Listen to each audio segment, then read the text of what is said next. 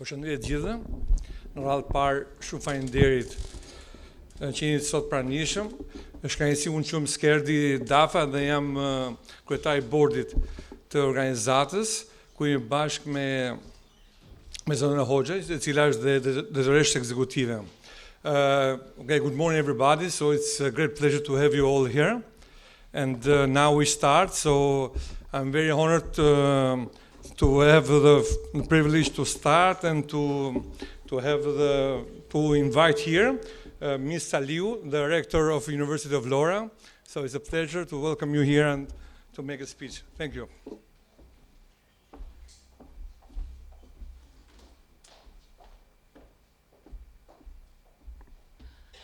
Përshëndetje të gjithëve. Faleminderit shumë për ftesën dhe për faktin që ma lat fjalën në fillim për shkak të përplasjes së aktiviteteve. Ndjem shumë e privilegjuar pa diskutim që ndodhem në një forum të tillë, që ndodhem në një organizim të tillë, që do të vazhdoj atë punën edhe zinxhirin e veprimtarive në avancimin e krijimit të ekonomive të qëndrueshme blu dhe jeshile. Jemi në një moment shumë të rëndësishëm, në një moment krucial të zhvillimit ton. Edhe veprimet tona të përbashkëta mund të çojnë drejt përkeqësimit të situatës së ambientit në të cilën ndodhemi, drejt betonizimit apo drejt masakrave mjedisore, por jemi ende në një fazë që ne nëpërmjet bashkëpunimeve tona, siç në rastin e këtij forumi, mundet që të ngrem një të ardhme me një ekonomi të qëndrueshme dhe më të begat për vete dhe për fëmijët tanë.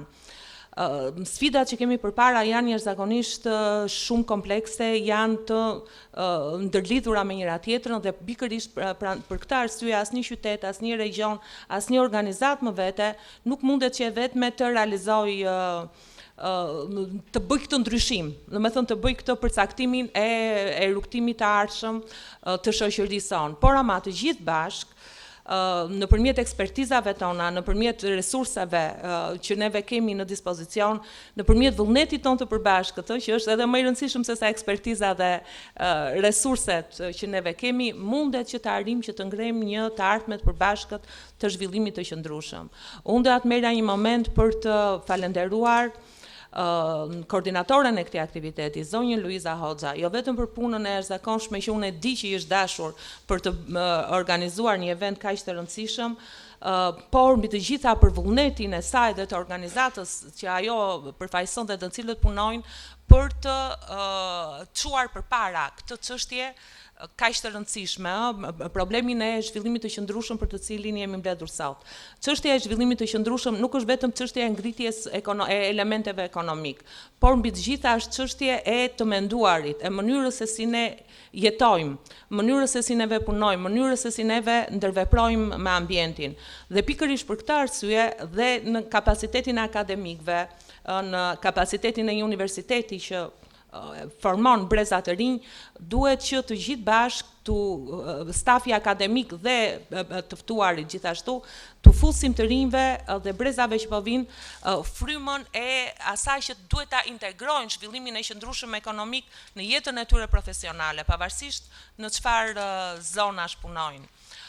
Fushatën të ndërgjegjësimit publik, së bashku me advokasinë e politikave jeshile, janë thelbësore për të siguruar që zgjedhja e zhvillimit të qëndrueshëm të jetë normë e jetës sonë dhe jo të jetë përjashtimore. Kështu që të punojmë gjithë bashku, pavarësisht kufive demografik, interdisiplinar, institucional që kemi, sepse vetëm në këtë mënyrë mund të bëjmë atë që qytetet tona, që rajonet tona, që bota jonë të jetë një vend ku pasurimi dhe zhvillimi i qëndrueshëm të ecin krah për krah. Faleminderit dhe sukses e forumit.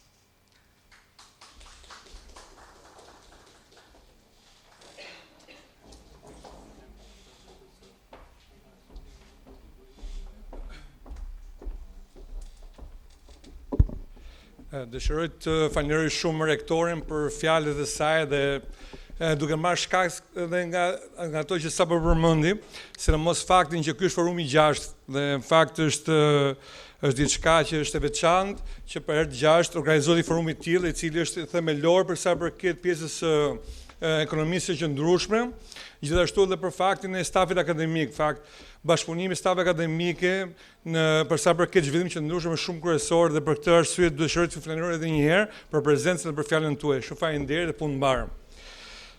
Kam kënaqësinë të ftoj zotin Nasku, i cili është dhe presidenti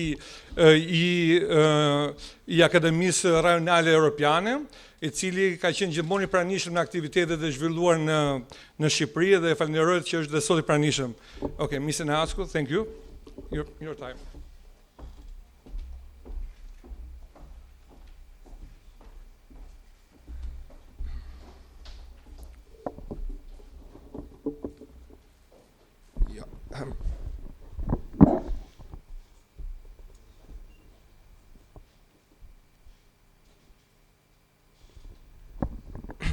Good morning.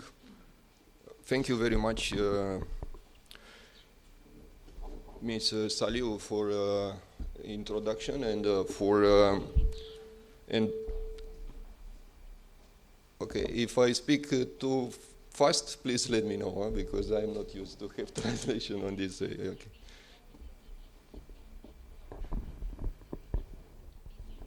Okay, great. Okay, it's an honor to be the second speaker after the rector of the university.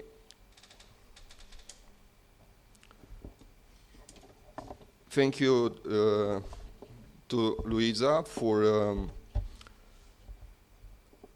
organizing the 6th forum today. Dear Luisa, I remember very well in October 2016, together with the Board Academy members and your team, Eric and Florida, we decided to invest in this format to take things that already happened to another level and to organize the first forum in Vlora. The forum was part of an open working process following a fact-finding mission in a series of meetings, open lectures and city conferences with our colleagues from the European Academy of the Regions, in the cities of Tirana, Elbasan,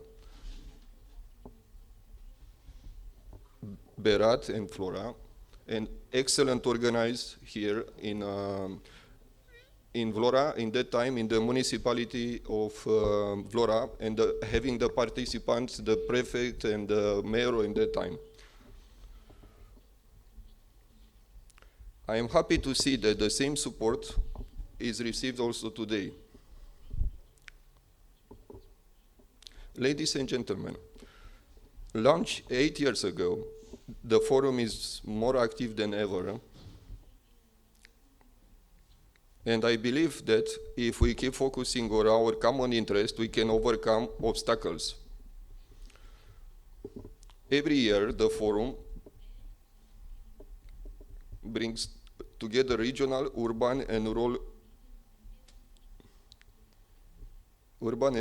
stakeholders from all over Western Balkans and Europe,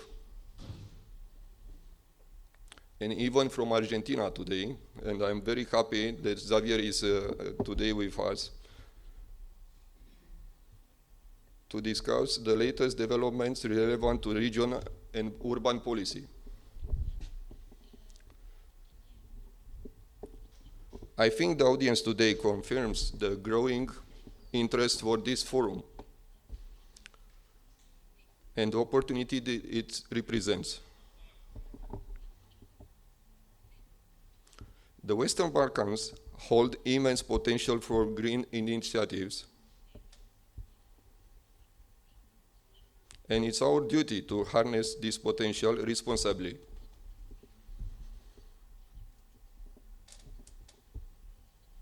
As we engage in meaningful discussion today,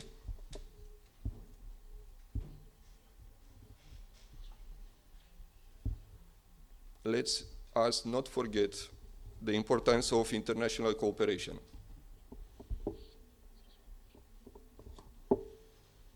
The European Academy of the Regions I represent today remains committed to support the Western Balkans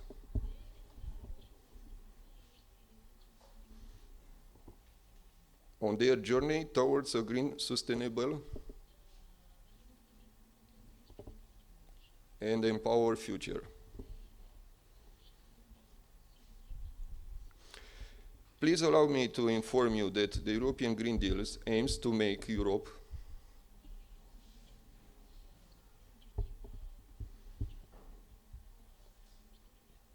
climate neutral by 2050, boost the economy through green technology, create sustainable industry and transport, and cut pollution. Turning climate and environmental challenges into opportunities will make the transition better for all of us. I like to inform you that in March this year, the European Commission came out with a new transition for the consumers. I don't want to enter in these details, but I saw that Ms. Milena Angelova is speaking, and she will elaborate more on this Green Deal. Before I conclude my presentation, I would like to stress out that the European Academy of the Regions, it's an academia platform for the experts. Therefore, I'm very happy that today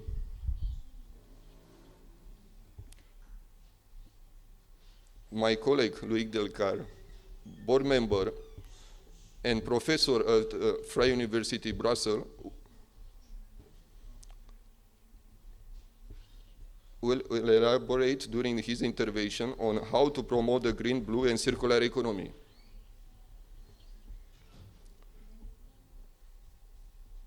Finally, I extend my gratitude to organizer, in particular to Luisa and her team,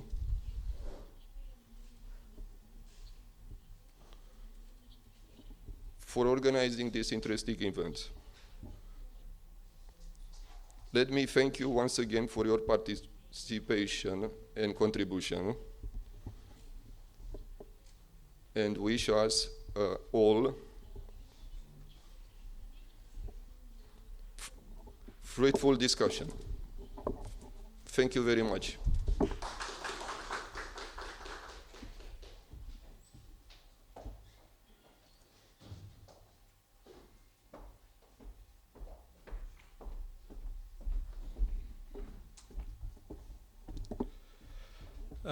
Faleminderit Mise Naescu, është kënaqësi që t'ju kemi përsëri këtu dhe siç e përmendët edhe ju, është fakt që forumi i parë u zhvillua në vitin 2016 dhe mbas 8 viteve kemi forumin e 6 dhe kjo është një nga elementet shumë pozitiv që ky forum ka arritur të mbledh gjithë njerëzit që kanë bëjnë si politikë bërje, po ashtu edhe pjesën të Shqipërisë dhe pjesën europiane, madje kemi ftuar nga Argentina, kështu që është kënaqësi që kemi këtu mes nesh.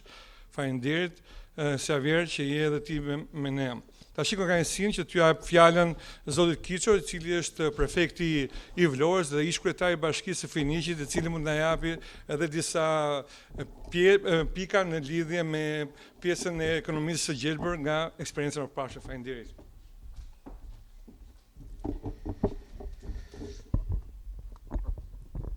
Atëherë edhe ndjes për angazhimet që kemi sot, dita e sotme është një ditë mjaft e ngarkuar. Është kënaqësi në fakt që ju drejtohem edhe unë sot në pozicionin e prefektit të qarkut të Vlorës, por edhe si ish kryetari i Bashkisë Finikit në forumin e 6 të zhvillimit ekonomik rajonal dhe lokal në Ballkanin Perëndimor. Ky forum përfaqëson një mundësi thelbësore për dialog, bashkëpunim, ndarje të njohurive dhe unë jam mirënjohës për mundësinë për të kontribuar në diskutimet që formosojnë të ardhmen e rajonit tonë. Siç e dim të gjithë, Ballkani Perëndimor është përballur me sfida unike në dekadat e fundit, por sot jemi në një moment kyç. Rajoni ynë po përjeton ndryshime transformuese dhe mundësi në rritje. Si prefekti i Vlorës, të një rajoni me bukuri natyrore të shumta, me një vendodhje strategjike bregdetare dhe një ekonomi në zhvillim shumë të shpejt, shoh nga afër se si zhvillimi lokal dhe rajonal mund të jetë një katalizator për një rritje më të gjerë në Ballkan. Vlora me sektorin e saj në rritje të turizmit, potencialin bujqësor dhe pozicionin strategjik si një port për në detin jon, ofron një shembull ideal se si zhvillimi rajonal mund të përfitojë si nga sfidat, ashtu edhe nga mundësitë që janë unike për gjeografinë dhe kulturën tonë.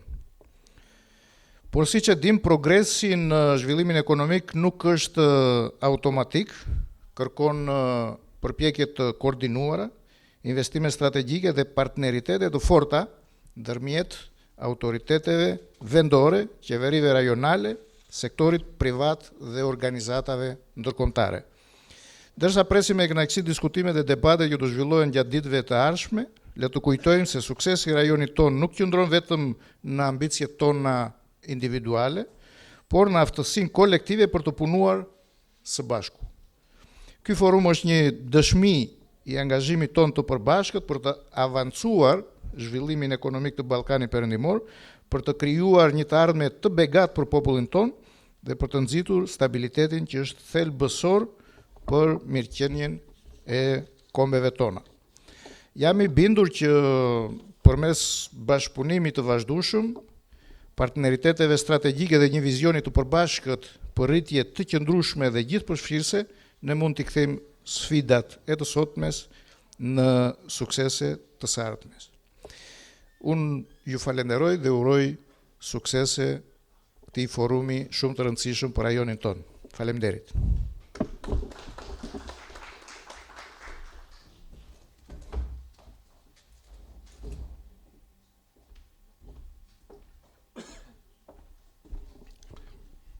Shumë faleminderit zoti Kiço për fjalën tuaj dhe sidomos për rëndësitë që e theksuat edhe ju për sa përket bashkëpunimit, dhe ky është një nga elementet i cili shumë rëndësishëm në mënyrë që të arrijnë rezultatet e kërkuara. Tani kam kënaqësinë të ftoj kryetarin e qarkut të Tiranës, zotin Dalipi, për fjalën e tij, i cili është dhe zëvendës president i shoqatës europiane të MSD-ut. Faleminderit.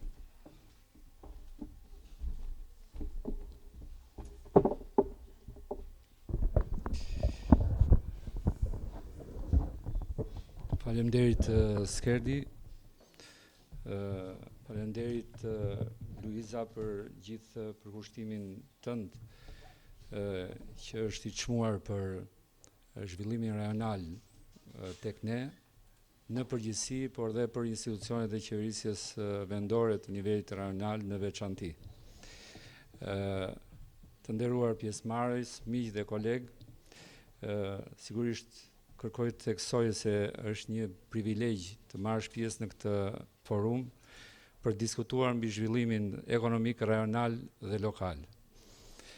Në këtë forum nuk është se mblidhemi thjesht për të diskutuar konceptin që thash më sipër, por dhe për të reflektuar mbi thelbin e ekzistencës sonë kolektive në Ballkanin Perëndimor.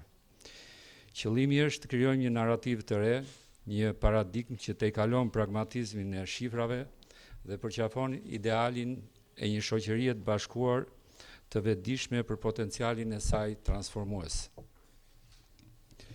Brigjet e Adriatikut dhe Jonit sigurisht lagen nga valët e një historie të lashtë, por dhe nga dallgët e një potenciali që është ende i pashfrytzuar.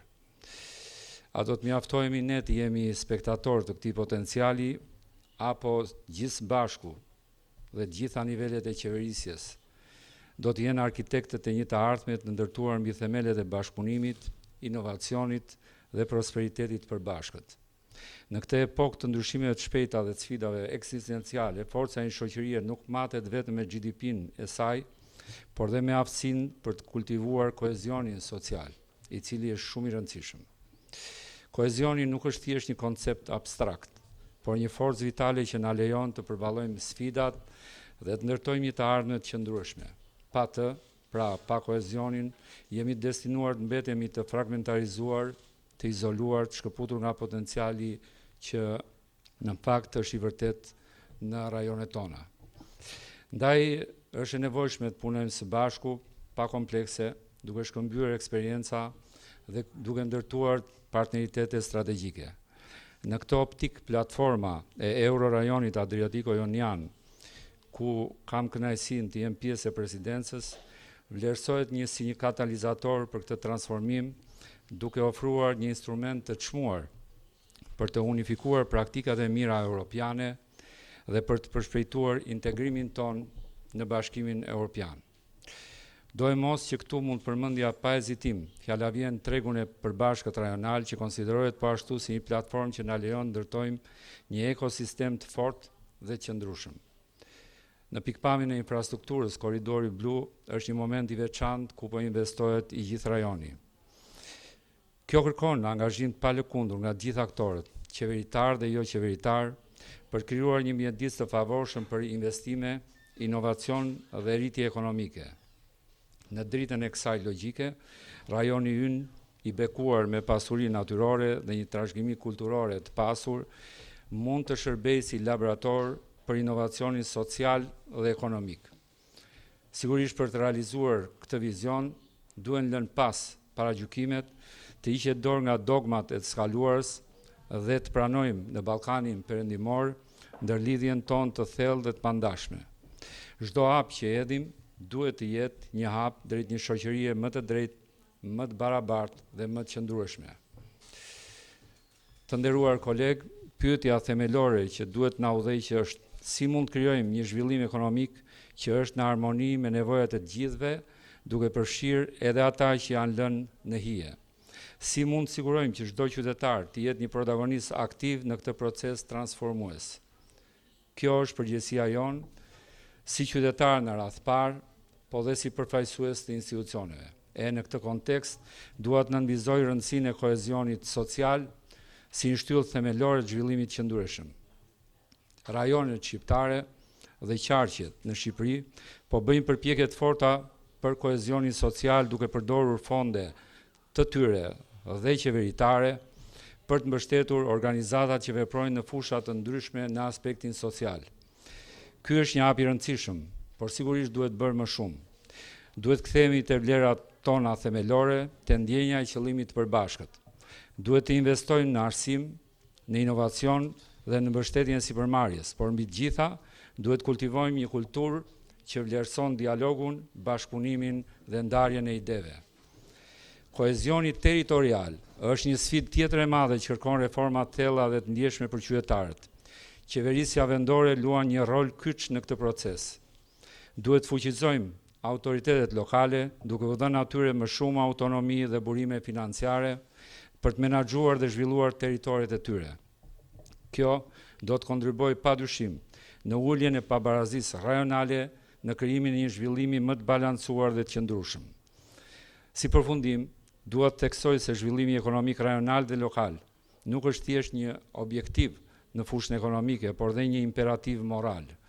Është detyra jon të gjithë së bashku, gjithë faktorët, të krijojnë një të ardhme më të mirë për gjeneratat e ardhshme, një të ardhme ku gjithë qytetarët e Ballkanit perëndimor të kenë mundësi të jetojnë me dinjitet dhe prosperitet. Duke falendëruar edhe një herë për këtë forum, ju uroj punë të mbarë dhe besoj që do të kemi bashkëpunim në të ardhmen dhe me qarkun e Tiranës dhe me shoqatat e qarqeve të Shqipërisë, përshëndetje të cilëve i shpreh këtu, po dhe në kuadër të Eurorajonit Adriatiko-Jonian, ju përcjellet përshëndetjet e presidentit Dobroslavić dhe të gjithë faktorëve të tjerë anëtarëve të Eurorajonit. Faleminderit gjithëve.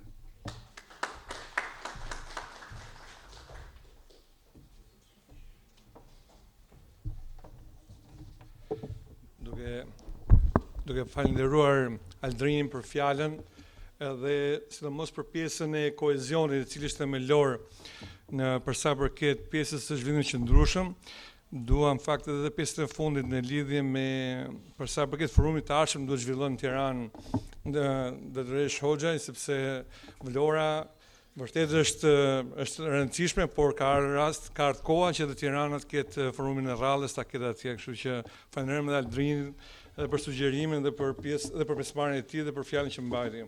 Tani kam kënaqësinë që të ftoj zonjën Julie Caroline Ward, e cila ka qenë member of European Parliament dhe tashmë është co-chair of Urban Economic Forum. Thank you for your presence and please your speech.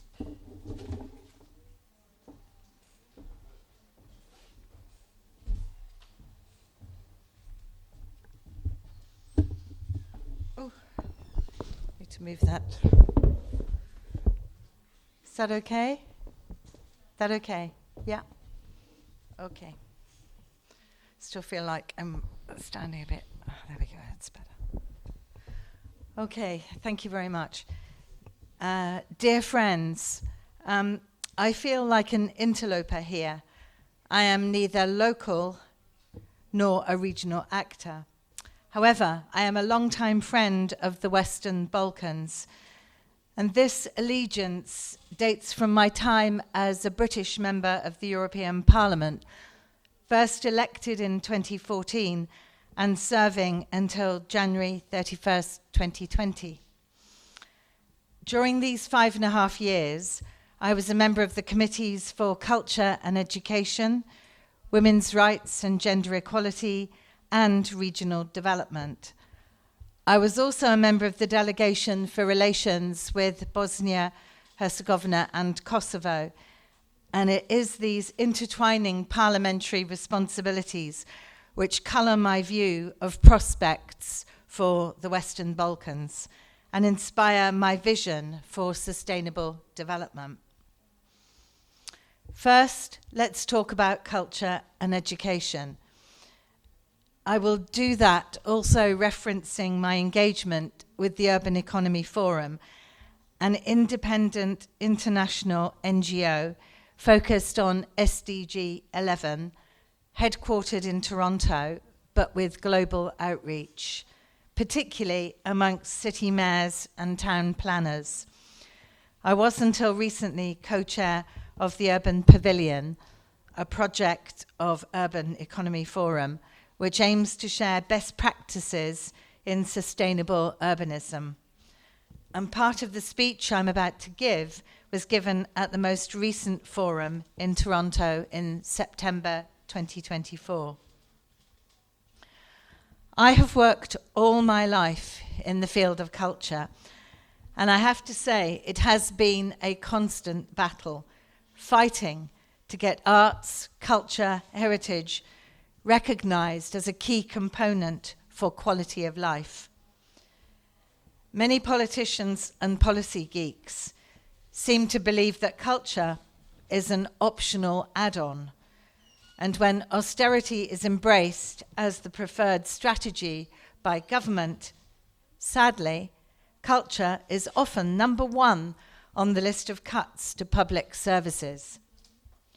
Yet culture is fundamental to who we are. It defines us, and so it also becomes a battleground. For example, we see the rampant Islamophobia across Europe, the calls to take our country back, the denial of migration as a natural human phenomena, which has enriched human society, socially, spiritually, and materially.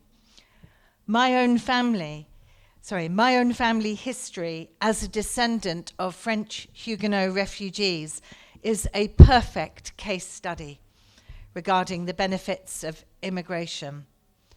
My ancestors were lace makers, amongst the finest in the world. Religious persecution saw them fleeing France in the 16th century and settling in Nottingham, where they helped to grow the wealth of that city. To this very day, a lace market still exists in Nottingham, and a wider textiles industry grew around this. My great-aunt owned a factory that made woolen garments for the top-end fashion house, Jaeger, and my mother worked in a nylon factory. The textile industry of Nottingham is key to the city's cultural heritage, along with various waves of migration. And I hope you'll all agree with me that the link between culture and tourism is long-standing. And from the perspective of local and regional development, tourism is a significant factor in helping to grow the economy.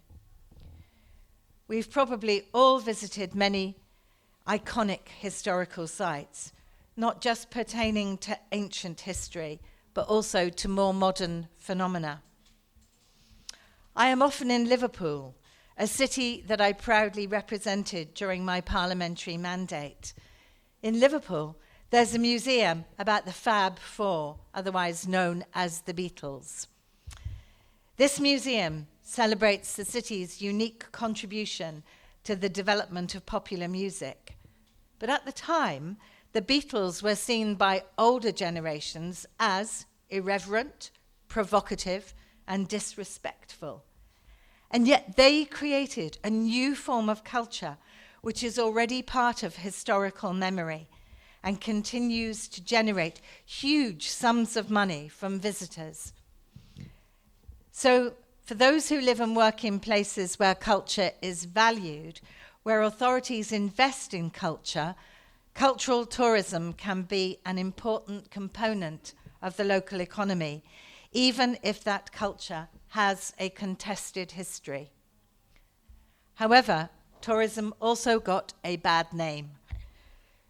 Drunken men in Munich during Oktoberfest, for example, or graffiti on ancient monuments, clogged roads and insufficient parking in ancient medieval towns, higher prices for housing due to gentrification, litter and despoilation of natural assets such as rivers, lakes, coasts, etc.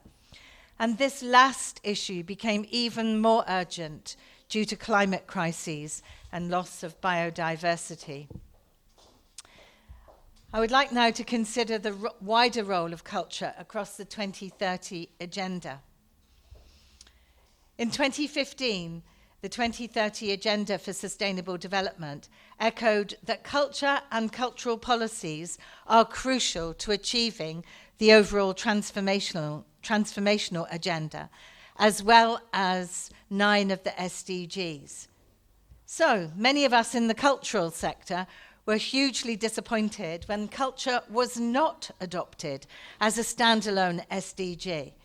We believe that culture in all its forms, expressions and meanings must be at the heart of any transformational path for human development.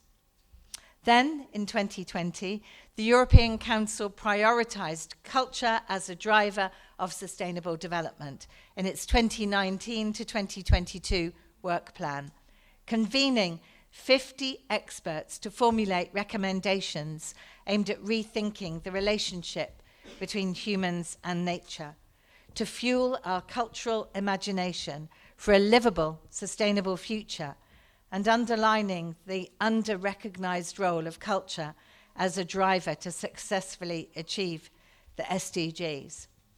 The report, Stormy Times, Nature and Humans, Cultural Courage for Change, which was timed to coincide with UNESCO's Conference on Cultural Policies and Sustainable Development, Mondia Cult, held in Mexico in 2022 recommended that the cultural and creative industries, CCIs, should become greener and fairer with a focus on youth empowerment.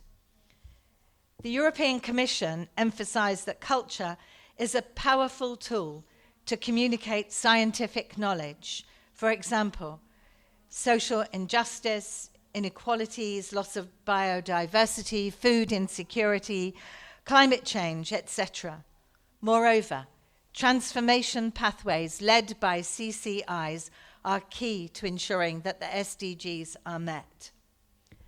Culture is integral to SDG 13 climate action, for example, through policy coherence, which fulfills SDG 13.2. Culture can also contribute significantly to 13.3, building knowledge to meet climate change by education and awareness raising. I want to talk about festivals for a short while. Festivals of all sizes have an important role to play here, especially in the context of local and regional development. The European Festivals Association stated in 2022, "Every festival is a battleground for saving our natural environment. They can trigger emotional connection, stimulate critical thinking, and motivate collective action." The 2023 Go Green Festivals campaign highlighted the sector's own efforts to be more sustainable. Best practices examples in the UK are Massive Attacks Live on Bristol Downs, which took place in August 2024, and Coldplay's Music of the Spheres, which will take place next year, so you all still have time to buy a ticket. These are big headlines featuring huge names, but even small, peripheral, left-behind towns can be front-runners. The Festival of Thrift, a national festival of sustainability in the UK, takes place in Billingham, a town in northeast England where I live. It bears the scars of former toxic chemical works. But the festival attracts up to 50,000 visitors and generates £2 million for the regional economy, making it the UK's #1 festival of sustainability. And I urge all of you to find your own Billingham and to invest in initiatives to help it tell a new story. So let's turn to the Western Balkans for inspiration. The International Festival of Green Culture, Greenfest, was founded in 2010 and very quickly became the largest festival in Southeast Europe, connecting activities in the field of environment and culture through film screenings, workshops, lectures, exhibitions, debates, and innovations. Greenfest takes place in Belgrade and is an inclusive event dedicated to ecological and environmental issues. It uses educational and artistic programs, activities, and products to enhance the culture of living in accordance with green values. The festival is divided in 3 parts. Green Screen Fest, which is a film program with international films. Green Field, an international education program. And Green Square, an international exhibition program. Not just about art, but about social enterprises, green products, and so on. Meanwhile, in Bosnia-Herzegovina, the 14th edition of the Mitrovica Greenfest was held in July this year, a 5-day extravaganza encompassing music, performances, films, art installations, garden competitions, talks, and education workshops. And this year's theme was SDG 14, Life Below Water.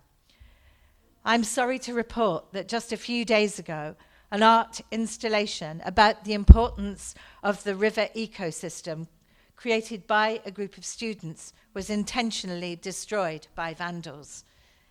This demonstrates perhaps the acute relevance of art and culture to our everyday lives, to tell the truth, and also references the struggles we continue to engage in. witness the huge numbers of people who continue to visit the site of the Berlin Wall to pay their respects at war memorials and sites of genocide. I myself visited a touring, interactive museum of austerity a few months ago. Visitors are not just culture vultures looking for a 5-minute happiness fix, but searching for deeper connection with the places they visit. I couldn't find many more references to green festivals in the Western Balkans, but I believe that many such initiatives are already in existence. We just need to look harder. And my guess is that virtually every town and village has been celebrating harvest time for centuries. This, in essence, is a green fest. Last year, I was commissioned by the Spanish Ministry for Culture and Sport to research rural art examples as part of a geo-mapping project. And one of my favorite projects was the Biennale of the Western Balkans, which also promotes a year-round program. Their community science series, Art Pluriverse, aims to promote intangible and natural heritage in the Balkans, collaborating with local communities of practice and co-documenting traditional knowledge such as medicinal plants in open, educative and participatory ways, together with artists and researchers. And I believe that the Biennale would be interested in many of the local and regional traditions that you will share during these few days. Within the context of culture and education also comes youth policy. I believe that youth are our most precious resource. They're not simply the future, they are here now. They have a lot to say about the past and the present, and also about how we must change if our societies can give us a better future. And with that in mind, I was very pleased to hear about a project called Little Eco Artists, Painting Our Future, a new project by Kosovan artists. These young European ambassadors combine the themes of both International Children's Day and World Environment Day to celebrate and create an educational and creative experience for young children across the Balkans. Their primary goal was to raise environmental awareness among children and show them they have the power to make a difference. By gifting painting materials to children, they hope to inspire ongoing creative expression and advocacy for a sustainable future. Through this project, around 120 children from kindergartens were engaged in immersive learning and artistic activity, wholly centered on the environment. The project activities included educational sessions, interactive discussions on environmental topics, followed by an artistic expression activity. And the children painted their visions of how they want their cities to look in the future. After the events finished, all the canvases were taken to Pristina for a permanent exhibition, mosaic, at a kindergarten or institution. And this exhibition will be a lasting reminder of the children's creativity and their vision for a better future.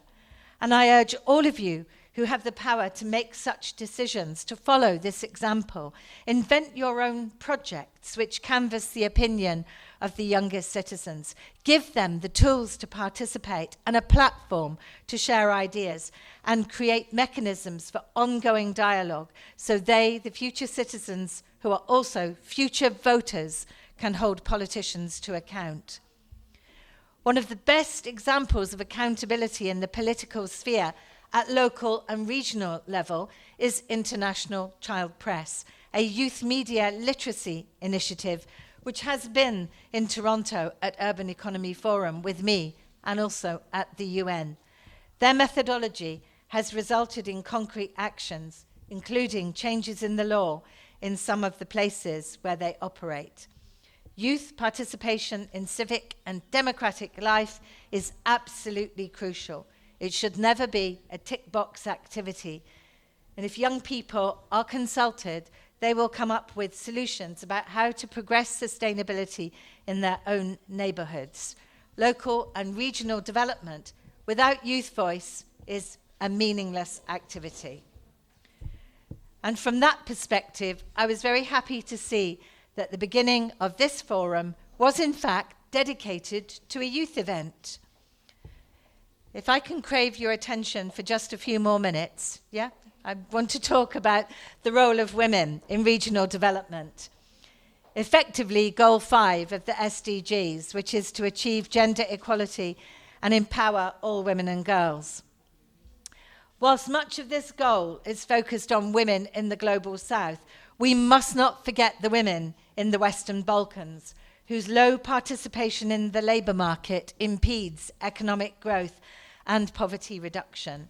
Women are frequently discouraged and effectively barred from economic engagement by disproportionate burdens of unpaid family care, gender-based violence, discrimination based on disability, underinvestment in education, both formal and informal, and cultural traditions such as spousal approval for economic activity. Women representation in political terms in Western Balkans is low. Only a third of parliamentarians are women, with roughly the same percentage for ministers. Even less women are represented at the highest level of decision-making in Western Balkans banks. And if we wish to achieve Goal 5 here in the Western Balkans, and thereby achieve better progress across all the SDGs, we must address these barriers. And that begins with women's participation in public life. And as a former politician who came into the political sphere comparatively late in life, I want to make some observations that participants may find useful. Firstly, diverse societies are the most successful. So let in the outsiders and the marginalized and give them a seat at the decision-making table, especially women, youth, and non-binary people. Secondly, take an intersectional approach to policy making, whereby multiple identities are recognized and celebrated, rather than being used as a reason to exclude or, worse still, to demonize. Discrimination comes in many forms, and multiple discrimination can lead to insurmountable barriers, making society poorer overall. And that last perspective comes very much from my work on the Regional Development Committee in the European Parliament. Thirdly, I'm speaking to all the women in the room and beyond. If you don't see yourself represented in the room where decisions are made, then demand to be let in. Fourthly, I'm speaking to the men in the room, and I need their attention. I'm speaking to the men in the room. Kwok, he's not listening, okay? I'm speaking to the men in the room now. So if you move over, help end, all of you, right? Everywhere, move over. Help end the tyranny of patriarchy, because we'll all be better off when we have true gender equality. Because when women are at the table where the decisions are made, everybody wins. And finally, value traditional knowledge.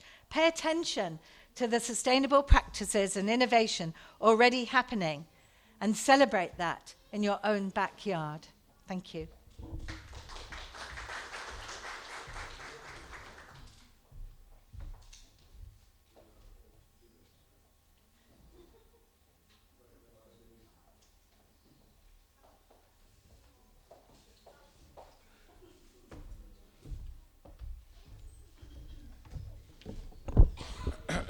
Thank you, Ms. Ward. It was extensive. So although that it was very concrete, and what I really liked was the points that you mentioned about the culture and education. I mean, of course, it's a bit a lot for some of you, but I think it's very nice to hear also a lot of experiences that you have faced during your career. So thank you for being with us and the points you mentioned. Now, I'd like to give the floor to Ms. Milena Angelova. Okay, in this case, we're going to have her online. Can you hear us? Hello?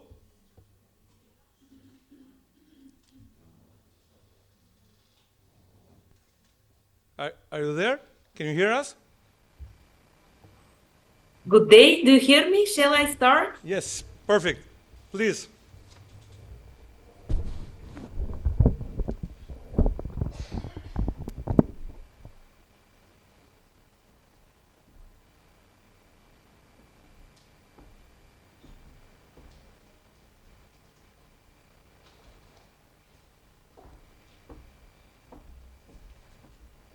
You can start.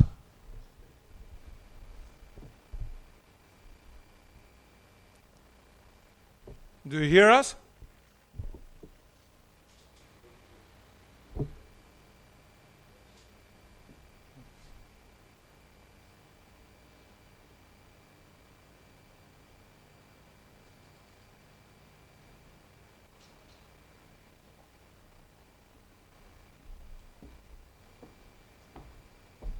Hello? You hear me?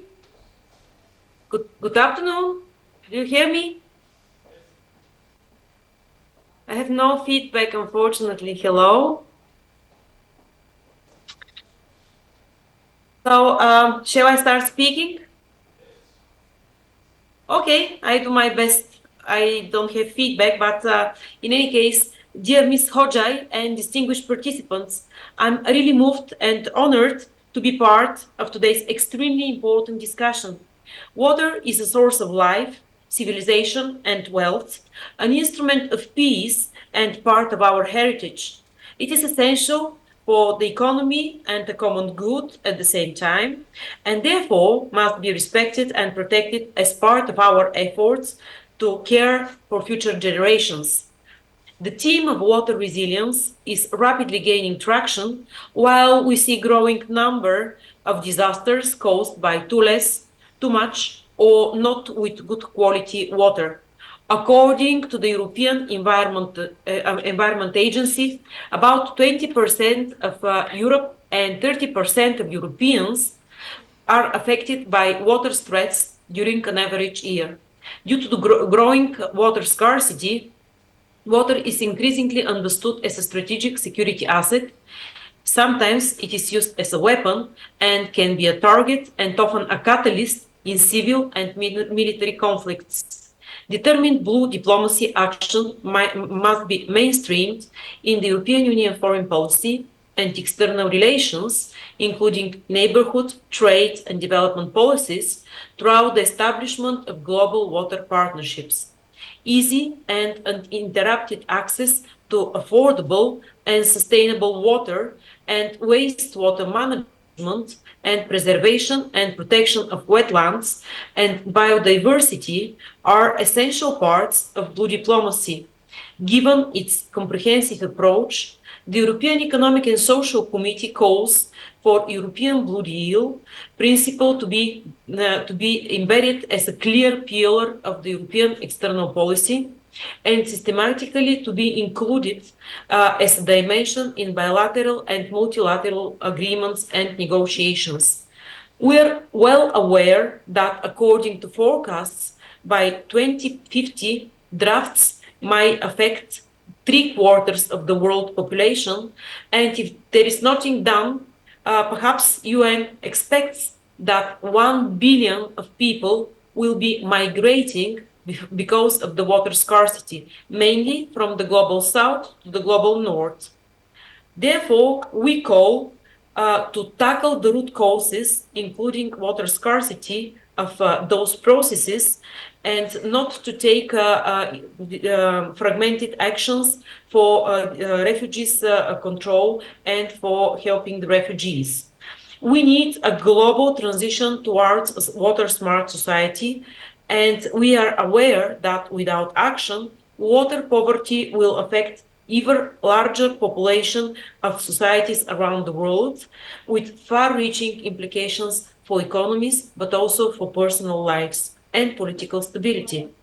Being vigilant on the devastating effects of the water stress of our societies, people, and economies, the European Economic and Social Committee devoted over the last 2 years more than 10 of its opinions to increasing water resilience and ensuring sustainable water governance. A joint call for an ambitious European Blue Deal was made by the European Parliament and the ESC. Our united efforts bring tangible results, which we can see well reflected by the announced water resilience strategy and the new composition of the European Commission, where we have a dedicated commissioner not only for environment, water resilience, and a competitive circular economy, but also a special commissioner for Mediterranean.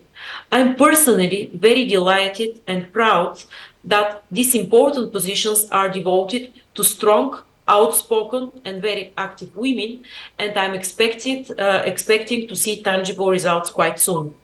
DSC currently is zooming in especially on young people, women, and local communities, including migrants and people with disabilities. These population groups are some of the most vulnerable to water threats, but they also have a large untapped potential for contributing to sustainable water management, for turning water into an instrument for peace and stability, and thus contributing to water diplomacy.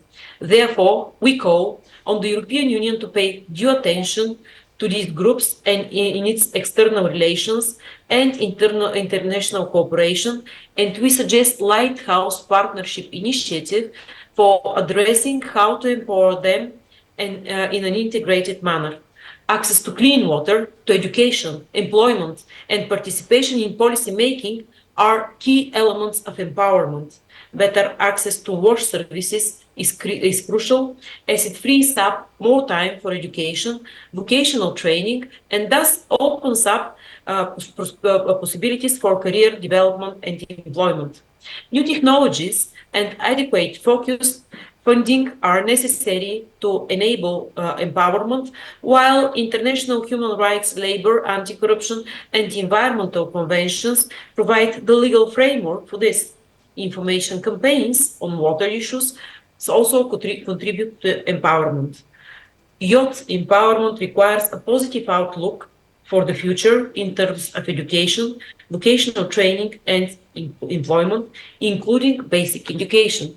Besides water-related competencies, young people should be provided with general civic, citizenship, and entrepreneurial skills so that they can contribute to water management, employment, and policy making as today's drivers of change and future leaders and decision makers.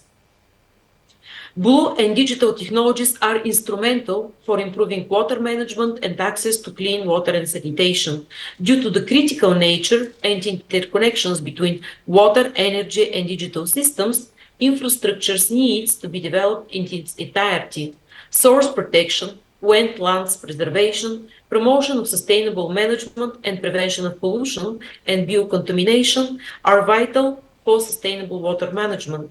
Technologies alone won't solve the problem. DSC emphasizes the need of a water culture and a workforce it's a lot of noise, with manage water resources effectively. The European Blue Deal actually places a human in the center of it and needs to develop a special society culture for this. Meaningful partnerships and enough funding are other elements of these recipes, alongside mapping and monitoring the use of funds so that it's made sure that they go to the most vulnerable groups and to those that are really in need. To conclude on a positive note, our efforts to highlight the need to strengthen water resilience managed to gain strong public support, and according to the recent Eurobarometer survey, almost 80% of Europeans are aware of the water problems and they are really calling for actions. We should intensify our work, and as the today's forum shows, we must work together, including with the candidate countries and around the globe, in order to highlight the problem and to search together for the solutions. Thank you very much for making me part of it. Thank you.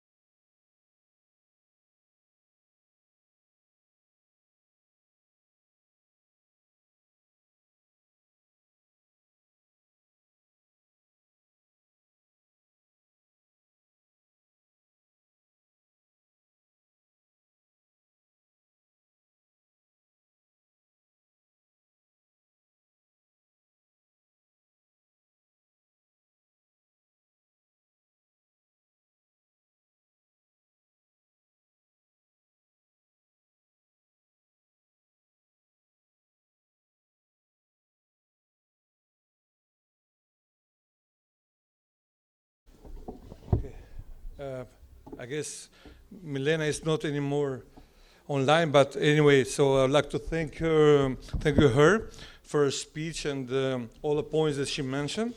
And now I'd like to go on with Mr. John Gregor, who is as well an ex-member of Parliament, and he is the honor president of Kosovo and United Kingdom. So will be, if you can hear us.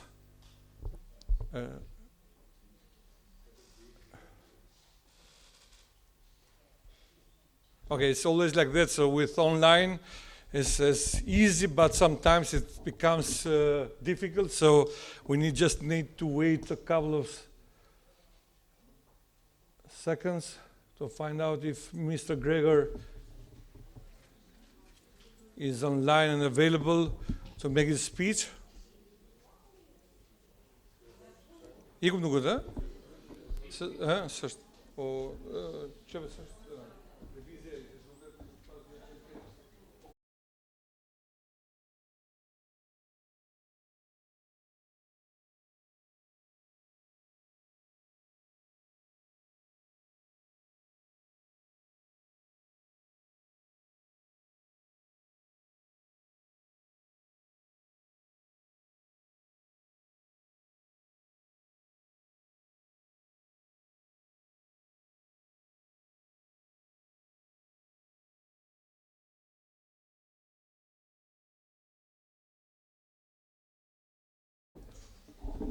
Meanwhile, until well, going to have online Mr. Gregor or Mr. Rio, so we would like to go on with Mr. Delcart, Mr. Luis Delcart, who is senior consultant and trainer in retail banking, circular economy, and result-based management. How to stimulate green, blue, and circular economy. So, please, the floor is yours. Thank you.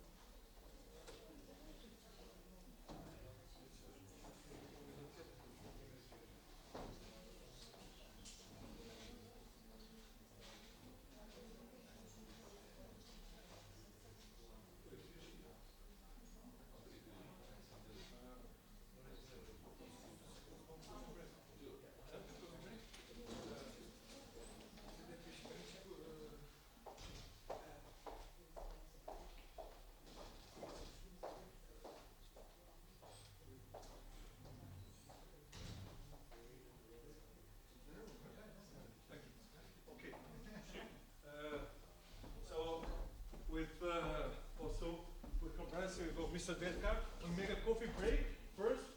We take some energy and then go on to the presentation. So.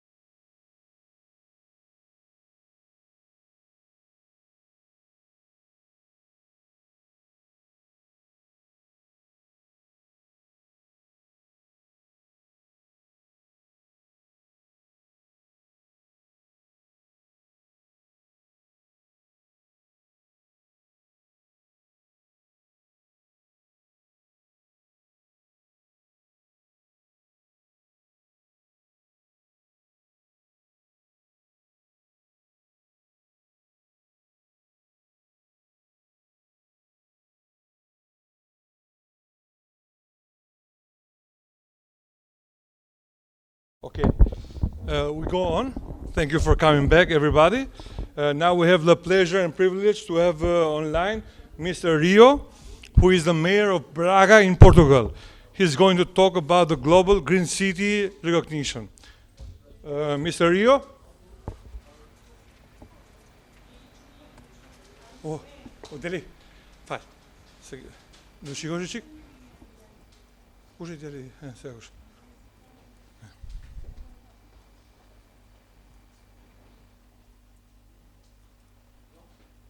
Jo, shikoj çik Ricardon. Lutem.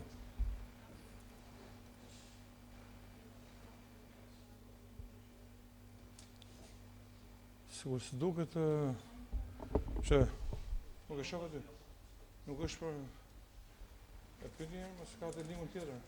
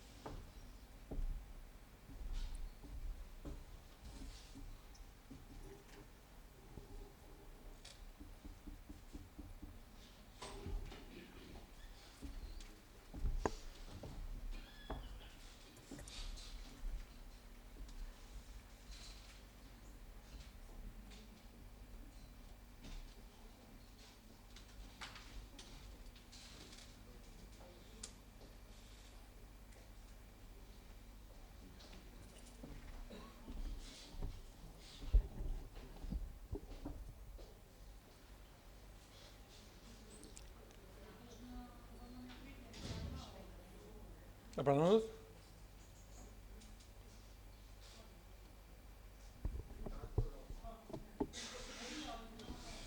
Rio.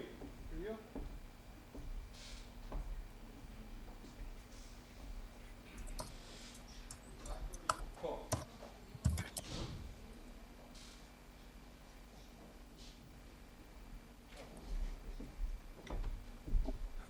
Mr. Rio?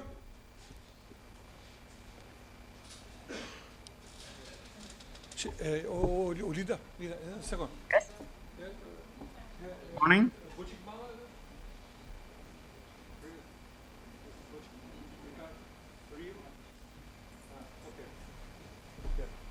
Can you hear us?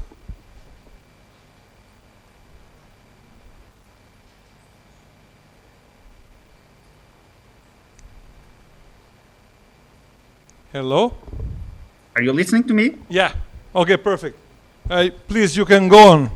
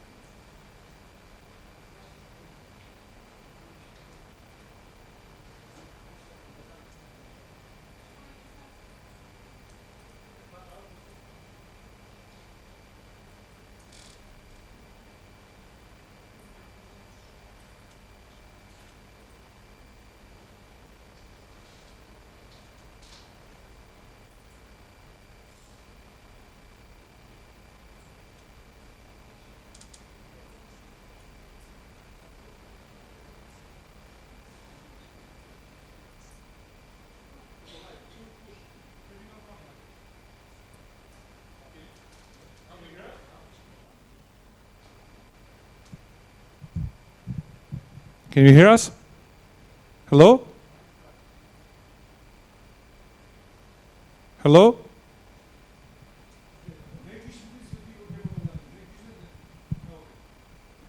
Are you okay? Very well. So, good morning, and thanks for the invitation to participate in this very interesting conference. Sorry I couldn't attend physically, but I now have this opportunity to address you on this digital base and to share a little bit of the experience of my city, the city of Braga in Portugal. Braga is the third biggest city in the country. It is a very historical city. Here in my background, you can see part of the World Heritage de Bom Jesus, which has been acknowledged by the UNESCO as a World Heritage Site a few years ago. But the city has over 2,000 years of history. It's a very historic and with a lot of heritage city for many, many years. We were the capital of the Roman Empire in this northwestern part of the Iberian Peninsula. But it was a city that has suffered a huge transformation in recent years. I think that the major source of this transformation was 50 years ago, the creation of the University of Minho, which is one of the youngest universities in the country, but at the same time is one of the more dynamic and one of the more acknowledged universities also internationally. It currently accounts for nearly 20,000 students in almost every single domain, but right from the start, it was a university that was very focused in differential areas, IT, biotechnology, physics, all sorts of engineering. And this has created a strong link between the dimension of the university, the attraction and retention of students in the city, and the capacity to establish a strong connection with the business sector. The fact is that Braga is currently being one of the oldest cities in Europe, at the same time, one of the youngest cities in Europe, because we have nearly 40% of our population below 30 years old. And we are a city that has been the one that grew more in population in the country, while you see the country as a whole, or for instance, the northern region where we are located 30 minutes away from the city of Porto and the Porto airport just close by. We have been growing in the last 2 decades very strongly, and the population right now is nearly 200,000 inhabitants, and among those we have nearly 40% of our population below 30 years old. So we are attracting and retaining a lot of youngsters. To do so, and linking with my activity as a mayor, I was elected the first time in 2013. I was then re-elected in 2017 and 2021. So I'm in my last year of my last term, because in Portugal we have a term limitation of 3 mandates of 4 years each. And one of the main priorities that I brought to the municipality was that we will have to proceed a sustainable development strategy for our territory. We were on a very early stage linked with the commitment to the Sustainable Development Goals, and by doing so, we were not bringing only a tool and a monitoring tool of our performance to the management of our territory, but we were also assuming publicly that as a mayor and as a manager of a territory, you have to deal with different types of purposes, with different types of objectives that need to be balanced, and that we need to prevent the trade-offs that usually we have between these different dimensions. Obviously, looking at the Sustainable Development Goals, you have 3 main pillars. You are talking about economic growth and prosperity, you are talking about social fairness and solidarity, and you are talking about environmental sustainability. And to link and to glue all these 3 dimensions, you have a 4th one, which is the governance model, the collaboration that you need to establish between the local stakeholders in order to have a common vision, a common strategy, and the development of common initiatives to address your goals. And that's what we have been trying to do in the last decade. First of all, creating and shaping for all the areas in the development of our territory a strategy for the future. We have different strategic documents that are that were elaborated in collaboration with all the local main stakeholders, and we are talking about the academia, we are talking about the business sector, we are talking about independent organizations in different areas, from sports to culture, from youth to urban planning and urban rehabilitation, to mobility and other issues that are obviously the concern of our population and the problems that we have to deal on a daily basis, which have, for each of these areas, specific strategic councils in which these stakeholders participate and that have produced these strategic documents that we continuously monitor and assess in terms of the results that we are achieving. A big important decision that I had to take in the beginning of my mandate was the creation of the first economic development agency on a local basis in Portugal, which was Invest Braga. Invest Braga is a public organization fully held by the municipality, which has two main focus. First of all, to support the growth of the businesses that are already settled in our territory, and we have a lot of support that we can provide, not financial because we don't have that dimension, but we have a regulation for incentives to investment that, for instance, provides exemptions in taxes, reductions in licensing, the green way for the licensing of projects in collaboration with the municipality, the collaboration in the provision for the recruitment processes of the companies. We have also we have the portal which is Work in Braga, in which every candidate or every business can put their availability to hire or to be hired in the future. We have the collaborations with the Institute for Employment at the national level and with different organizations to customize training and education according to the needs of the business sector. And we have many other initiatives that we have been developing in the recent years to promote the city and to establish link with other business abroad. And so this is the work that we do through Invest Braga with the business that are already settled in the city. And by doing so, for instance, we had 10 years ago, the biggest private company in the territory was Bosch Car Multimedia, the German multinational, which was mostly linked with a unit production of different areas connected with the automobile sector, but that in recent years created in Braga two research and development centers of hundreds of doctorates and masters and engineers that are working to develop the most advanced technologies that you can imagine in the automobile industry. Are we talking about infotainment systems? Are we talking about batteries? Are we talking about sensors for all parts of the vehicle? And that knowledge that is brought from the academia to the business and then exported to other units globally allowed, for instance, Braga to become the third biggest exporter in the country with over 2.5 thousand million euros exports per year. This happened with Bosch, with other companies, and with other sectors in which Braga is also very strong, like metallomechanics, IT, and obviously electronics as Bosch and Aptiv and other companies that are linked here. The second dimension of the work of Invest Braga is obviously to attract new businesses to the city.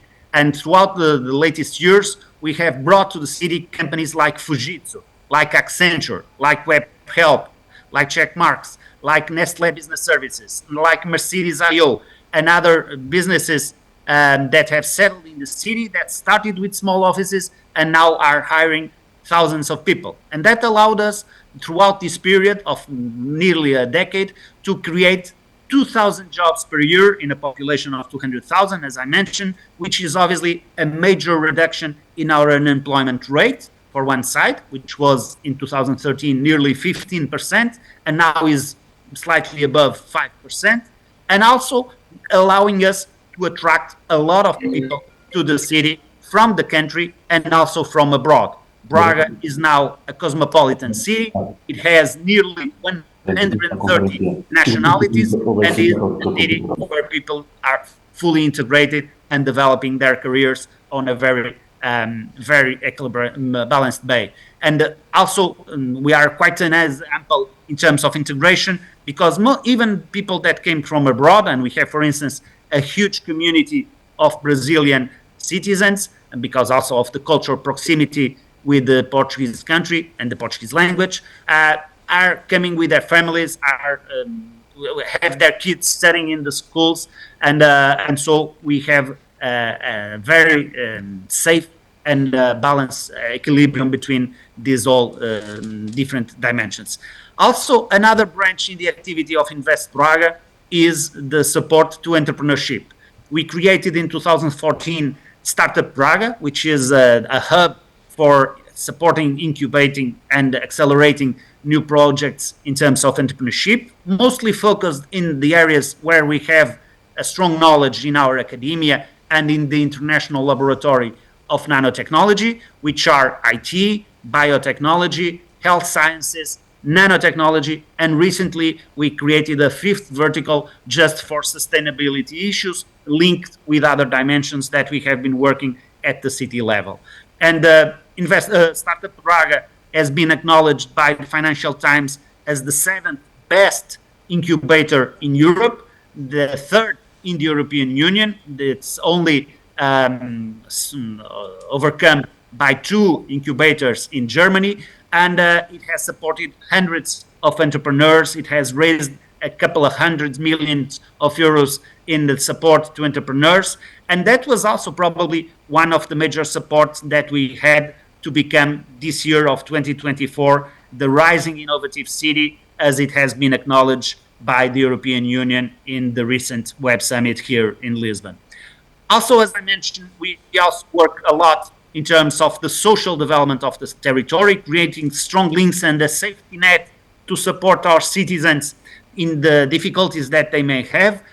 Obviously, in the current situation, one of the major challenges that we have to face is the access to inhabitation, and Braga has been providing a strong support to our citizens in terms of reducing the cost that they have in accessing to rent. For instance, we created a couple of years ago a project of subsidizing the cost of rent, or now in recent years we have expanded it not only for rent but also for loans in the bank for the people that are purchasing their apartments or their houses. And we have a regulation in which we allow a subsidy that, according to the income of the families, reduces the cost of their inhabitation. This has allowed us to be very competitive comparing with other cities. The cost of real estate is still very low compared with other big cities. For instance, with Porto, which is 50 minutes away, we have cost which is 30% less than in Porto for a similar house. If we compare with Lisbon, is less than half. So the city of Braga, also in terms of accessibility, has been always assuring a very balanced set of services. We are very well infrastructured in terms of education, in terms of health services, in terms of cultural activity. We will be in 2025 the Portuguese capital of culture. We have a very strong dynamics in terms of sports, in terms of leisure activities, great landscape, because the city also has a nice balance between the rural and the green areas and the urban centers that are more developed. And this has allowed us, for instance, according to the latest Eurobarometer, to have the 9th position in terms of the perception of quality of life by the citizens that live in the city, and the 9th position at the European level. So we were in the 9th position amongst the European cities, because 94% of our citizens said that they were happy to live in the city of Braga. Also, the environmental dimension. Braga is very focused with sustainability. We produce on a yearly basis our report of sustainability. We measure and we have an inventory of the carbon emissions that we produce in the city. and that allowed us, for instance, to perceive a couple of years ago that nearly 60% of our carbon emissions come from mobility issues. First of all, because going back into the Eurobarometer, nearly 60% of our population uses their car on to move around the city on a daily basis. And for the other side, because when I was elected the first time in 2013, the average age of our bus fleet in terms of public transportation was nearly 17 years. So we had a lot of pollution in our territory coming also from these mobility issues. And so that was why one of the main priorities in terms of investment of the city has been to renew the public transportation. We now have nearly 60% of our buses which are fully electric, to create incentives to the use of soft modes of transportation, like bike lanes, like enlarging pedestrian zones and creating more safety for citizens in these urban areas, and also by creating a culture of use of public transportation. For instance, all our kids from all the schools can now have access to the school bus, which is a dedicated transport system that collects people and students in particular in a certain point and an interface in the periphery of the city, and then brings them to the schools accompanied by monitors so that their parents don't have to bring them every single day to school in order to create even more traffic in the center of the city. Also, we have been investing in the safeguard of our natural resources. We have two main river courses in the surroundings of the city. The biggest one, which is where we collect the water that is supplied to the city, water that we have been receiving the blue flag for the quality label of the river beaches for a couple of years in a row. And we have 3 beaches that already have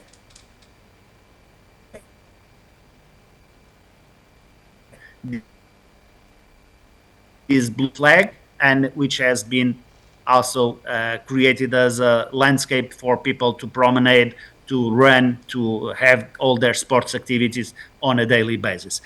To do so, and to this overarching strategy that we developed is relying also in a dimension which is very important, and it is also connected with the Sustainable Development Goals, which is the accountability.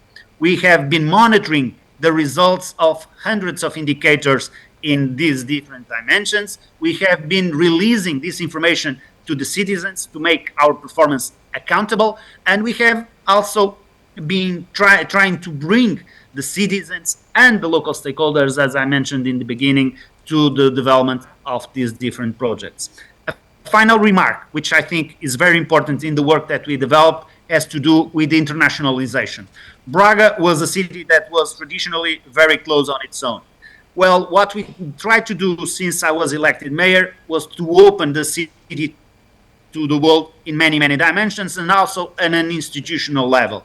The city of Braga now belongs to the Global Parliament of Mayors, of which I am currently the chairman. It belongs to Eurocities, in which I am also in the executive com. It's a member of the Committee of the Regions, of ICLE, and other international networks, which are more thematic, in order to exchange experiences, to bring best practices to the city, to learn from other examples in other territories, wherever they may be, from other continents, from other cities in Europe, and creating a lot of partnerships between direct cities, as we have with a lot of cities in, for instance, in Eastern Europe. We are twin with Cluj-Napoca in Romania, with Veliko Tarnovo in Bulgaria, with Ivano-Frankivsk in Ukraine, and with Gaziantep in Turkey. And it's a way to create links and bonds that we try to explore on a daily basis in order to improve the quality of the projects and the initiatives that we develop in our territory. I thank you for your attention, and I'm obviously available to any question that you may have.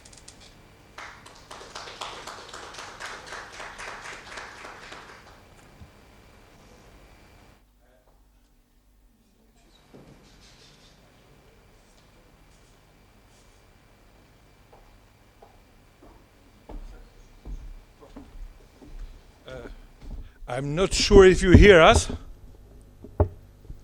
No. Fortunately not. I'm not being able to receive your sound. It has a lot of noise in the background. Can you hear? Can you hear now? Hello? Hello? Okay. Unfortunately,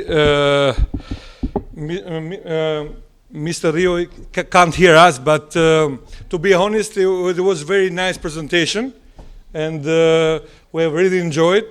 Although we cannot give our remark to him, but what is the most important factor? I mean, he mentioned a lot of things, and Braga, for me, for myself, it was the first time to hear, like so in detail and extensive.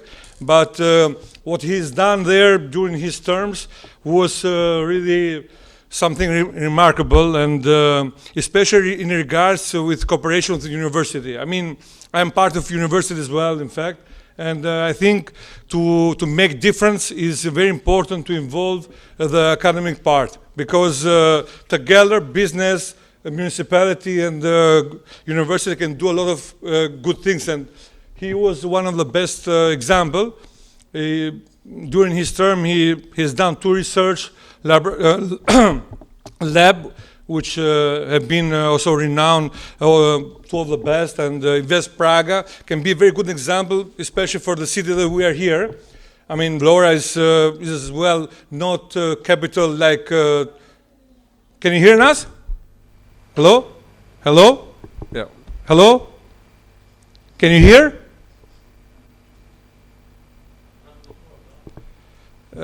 But I mean, okay, it's okay. Now I think you can. That I can't understand what you were saying because there was a lot of noise in the background. So if you can repeat the question or maybe send it through the chat, no, it will be easier. In fact, I did not have a question. I just have a remark. So we have really enjoyed your presentation, and you can hear now or no? Can you hear? You can't hear. Okay, unfortunately, he can't hear us. But as mentioned, it was very nice, and is a very good example what can be done in such a short period of time. Unfortunately for him, it's the last year, but I hope he can become the next PM of Portugal. It would be very good. But as mentioned, so thank you. Once again, Mr. Rio, for your presentation, and I would like to go on with Mr. Delcart. So,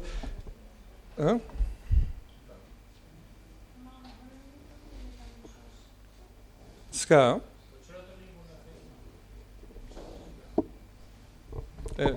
Ti themi që shofajnë që bëjmë me dorë, se s'kemi çfarë bëjmë. Okay. Mr. Delcart, one moment. Yeah. Please, you can come here, please. Okay.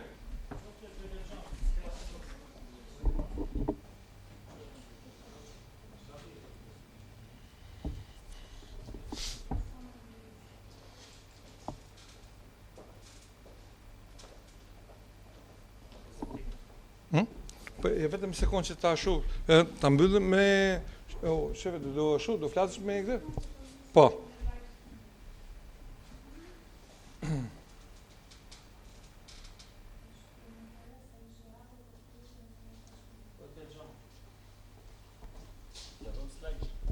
Vetëm një sekondë, nuk ashtu do të. It looks like the sound has improved a little better. Maybe now you can try. Sorry, I wasn't understanding because there was a lot of noise in the background. Can you hear now? Hello? Can you hear us?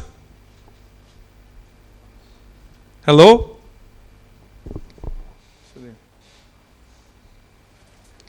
Can you hear us? Hello? Yes. You can hear us? Loud and clear? No. Hello? Hello? Loud and clear? Yes, now it's perfect. Okay. Okay.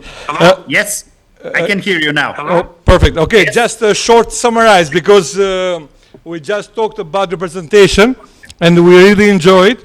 So we like to thank you for your time and for your detailed information regards to Braga.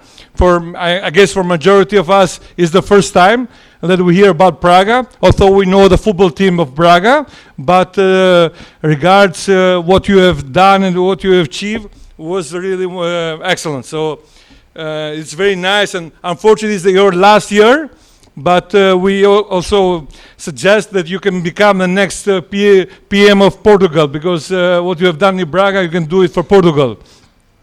But as a matter of fact that we are in Vlora, we can suggest that Vlora and Braga to be partner cities, and Vlora can get a lot of information and a lot of achievement that you have done, and they can try to do it. So the best practices is always the best. So to hear and to implement in the practice. So thanks a lot, and we wish you all the best, and we hope to implement hear.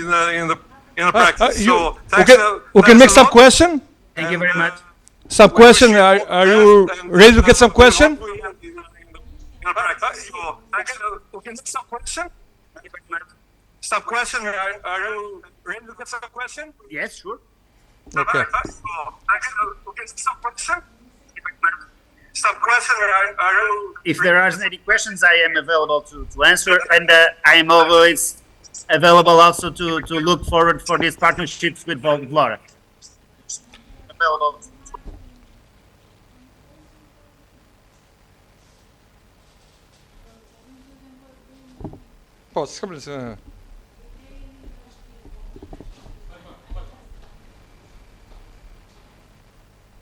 Okay, I will translate in English.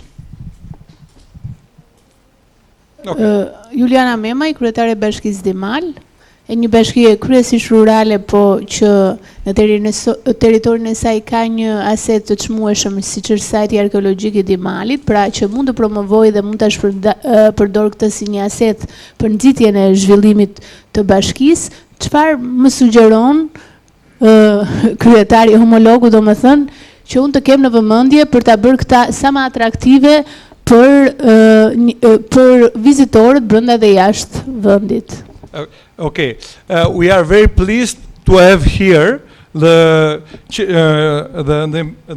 head of municipality of Dimal.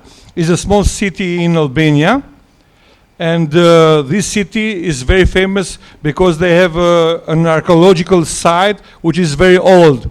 And the question is, what can you suggest? Because we have heard from you that with tourism you have done a lot of improvement.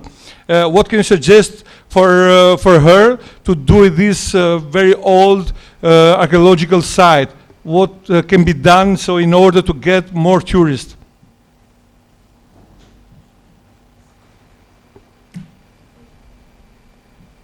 In order to get more tourists. Well, first of all, I think that what we have been trying to do here in the city of Braga is to make more tourists. Is to make available the archaeological and the monumental and the heritage sites to our population. And so we always try to develop different initiatives in terms of the creation of activities, cultural activities or others in the heritage sites, so that we can obviously create an experience, which is something that tourists look for, but obviously it also benefits the citizens in our territory in those specific sites. Then there's the dimension of promotion.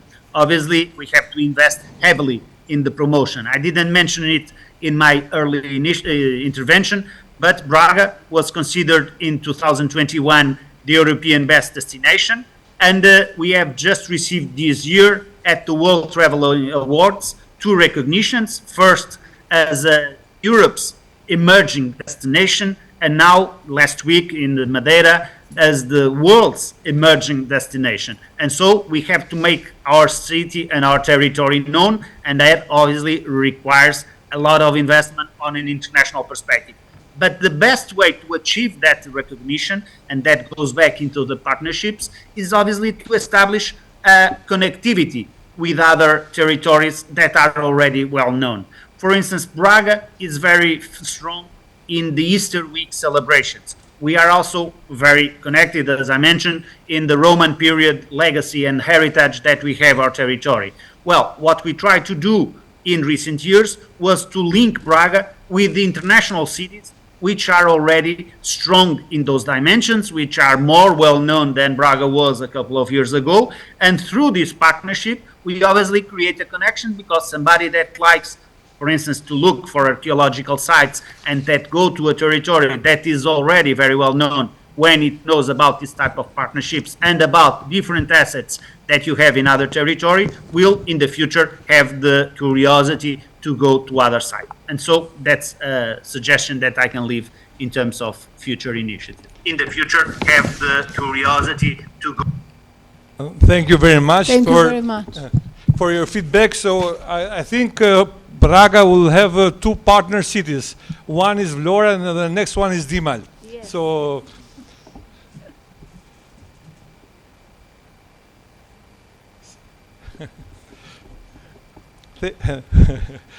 thank you once again, and I wish all the best. And we really appreciate, and we are sure that we are going to have fruitful cooperation with Braga. Thank you.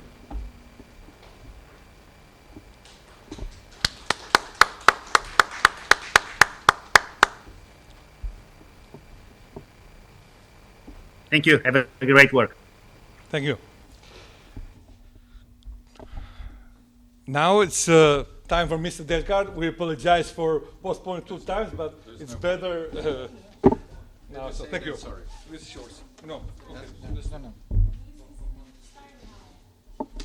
Sorry?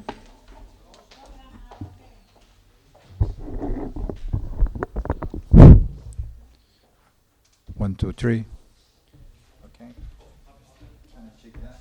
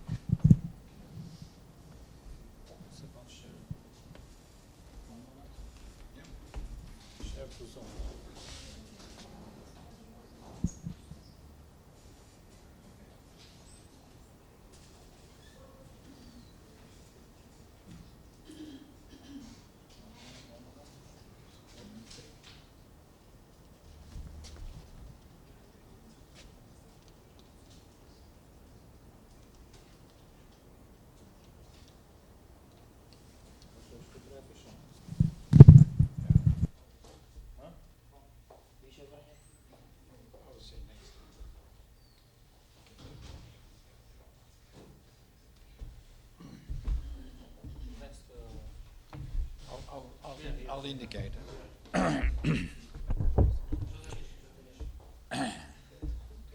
Can you do first? Number one? Yeah, okay, thanks. Okay.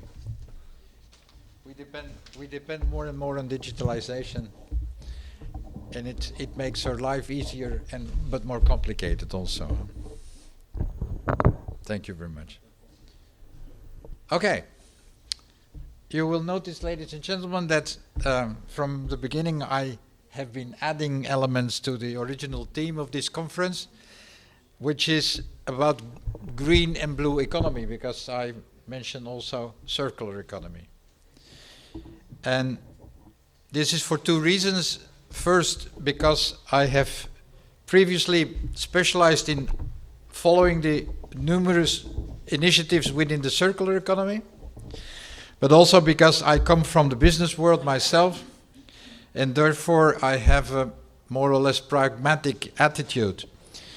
As we will see shortly, the principles of the green economy often go beyond the purely economic and are often linked by social and societal themes that often have as a restraining and even discouraging effect on, and provide arguments for opponents to reverse or postpone initiatives that are urgently needed. But let us start with the start. The green economy aims to generate economic development and employment while ensuring that we do not deplete the planet's natural resources. Everybody knows, which is the essential for our survival. This approach focuses on reducing environmental risks and ecological scarcity. The difference with traditional economic models is therefore that where the latter often give priority to immediate economic growth at the expense of the environment, the green economy emphasizes the sustainable use of resources. Traditional models often ignore the long-term consequences of resource depletion and environmental degradation. In contrast, the green economy seeks to balance economic development with environmental sustainability, recognizing the finite nature of our planet's resources. The concept of the green economy is increasingly relevant in addressing global challenges such as climate change, resource scarcity, and environmental degradation. It offers an approach that includes reducing carbon emission or decarbonization, improving energy and resource efficiency, and protecting biodiversity and ecosystem services. The transition to a green economy is seen as the key strategy for achieving sustainable development, balancing economic growth with the need for environmental conservation. So this is all known, yeah?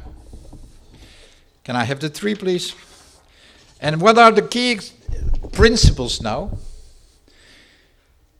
It comes from a UN paper from 2019, and there are 5 core principles that encapsulate the green economy.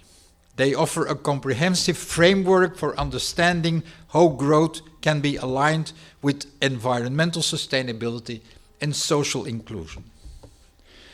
And the 5 are well-being principle, justice principle, planetary boundary principle, efficiency and sufficiency principle, and good government principle. But you feel already that economic, ecological, and social principles are mixed up here and may therefore cause difficulties in political narratives, threatening to throw the baby out with the bathwater. That is why I would like to add a purely economic element, namely the economic sectors in which the green economy can have the greatest impact, which are renewable energy, green buildings, sustainable transport, water management, waste management, clean industry and technology, and land management. But can I have the 4, please? Yeah. The next one. Yeah. Before I go into detail about the economic sectors that have the greatest impact, I would like to mention a number of comments. And I told my colleagues already that I have comments and I have opinions. And maybe you will not always like it, but I have opinions and I would like to share them. They are openly raised in the past year, and then in response to the numerous elections that took place in Europe, and I do not talk about what happens in the United States because the reasons there are different, and they clearly testify to a clear right-wing shift in society. Combating climate change to the extent that in 10,000 years lasting phenomenon can be combated requires a low-carbon society. It is pointed out that many sites that reversing our economy is not simple. After all, a high carbon society offered many advantages. Much better agriculture results were achieved, professions involved to fewer painful and dangerous activities, and therefore fewer injuries and deaths. Globalization has created a middle class in many countries with better living conditions. Purchasing power has increased. People have been able to retire because a financial pension was built up during their active period. The period in which children could go to school has increased drastically. And the question is therefore, will we be able to maintain all these advantages without fossil energy? All this can only be achieved if there is continuous growth, also because we have now 8 billion inhabitants on Earth, where we only had 1.6 billion in the beginning of 1900. The second pressing question is, can we continue to follow the chosen direction without talking about absence of growth or even degrowth? Visionaries such as the French engineer Jean-Marc Javanitsky see, on the one hand, that Europe is on the right track to curb energy emissions, but assumes that growth in the economy can still be provided, and he doubts this. The energy needed to keep machines running is declining in the world, and certainly in Europe. Industrial production is still declining in Europe. Whether all of this can be absorbed by services or the financial sector is very questionable. The 5, please. Yeah. Can I have the 6? Yeah. A recent graph on decarbonization trends in Europe shows the same conclusion. These trends emphasize the importance of economic policy, environmental conservation, social movements, technological innovation, and political commitments to achieve the carbon reduction targets. The timeline from 2024 to 2030 provides a clear perspective on urgency and progression in these trends, with an emphasis on the collective effort needed to effectively mitigate the impact of climate change. In 2024, the focus will be on AI applications, artificial intelligence applications, in climate solutions, and on community-led movements to create environmental awareness. These are expected to have an immediate impact. In 2030, the focus will mostly be on the evolution of carbon trading, on the economic impact of decarbonization, and on resource scarcity. These trends are expected to have a more gradual but significant impact over time. The timeline from 2024 to 2030 offers a clear perspective on the urgency and progression of these trends, emphasizing the collective effort requiring to mitigate climate change impact effectively. Okay, let us now return to the green economy and to the different sectors, energy resources, green building, water management, sustainable transport, waste management, clean industry, and sustainable land. Will we see many of these sectors return to the blue and circular economy? That is clear. So I will have to treat the 7 sectors, and I start with energy resources.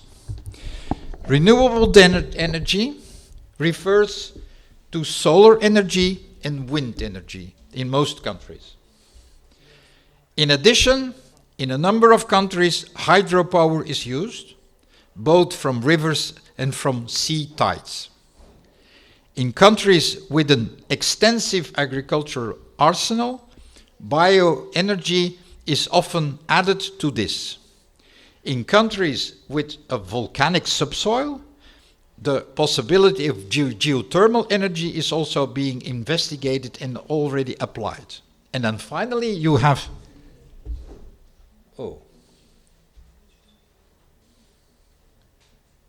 thank you guys.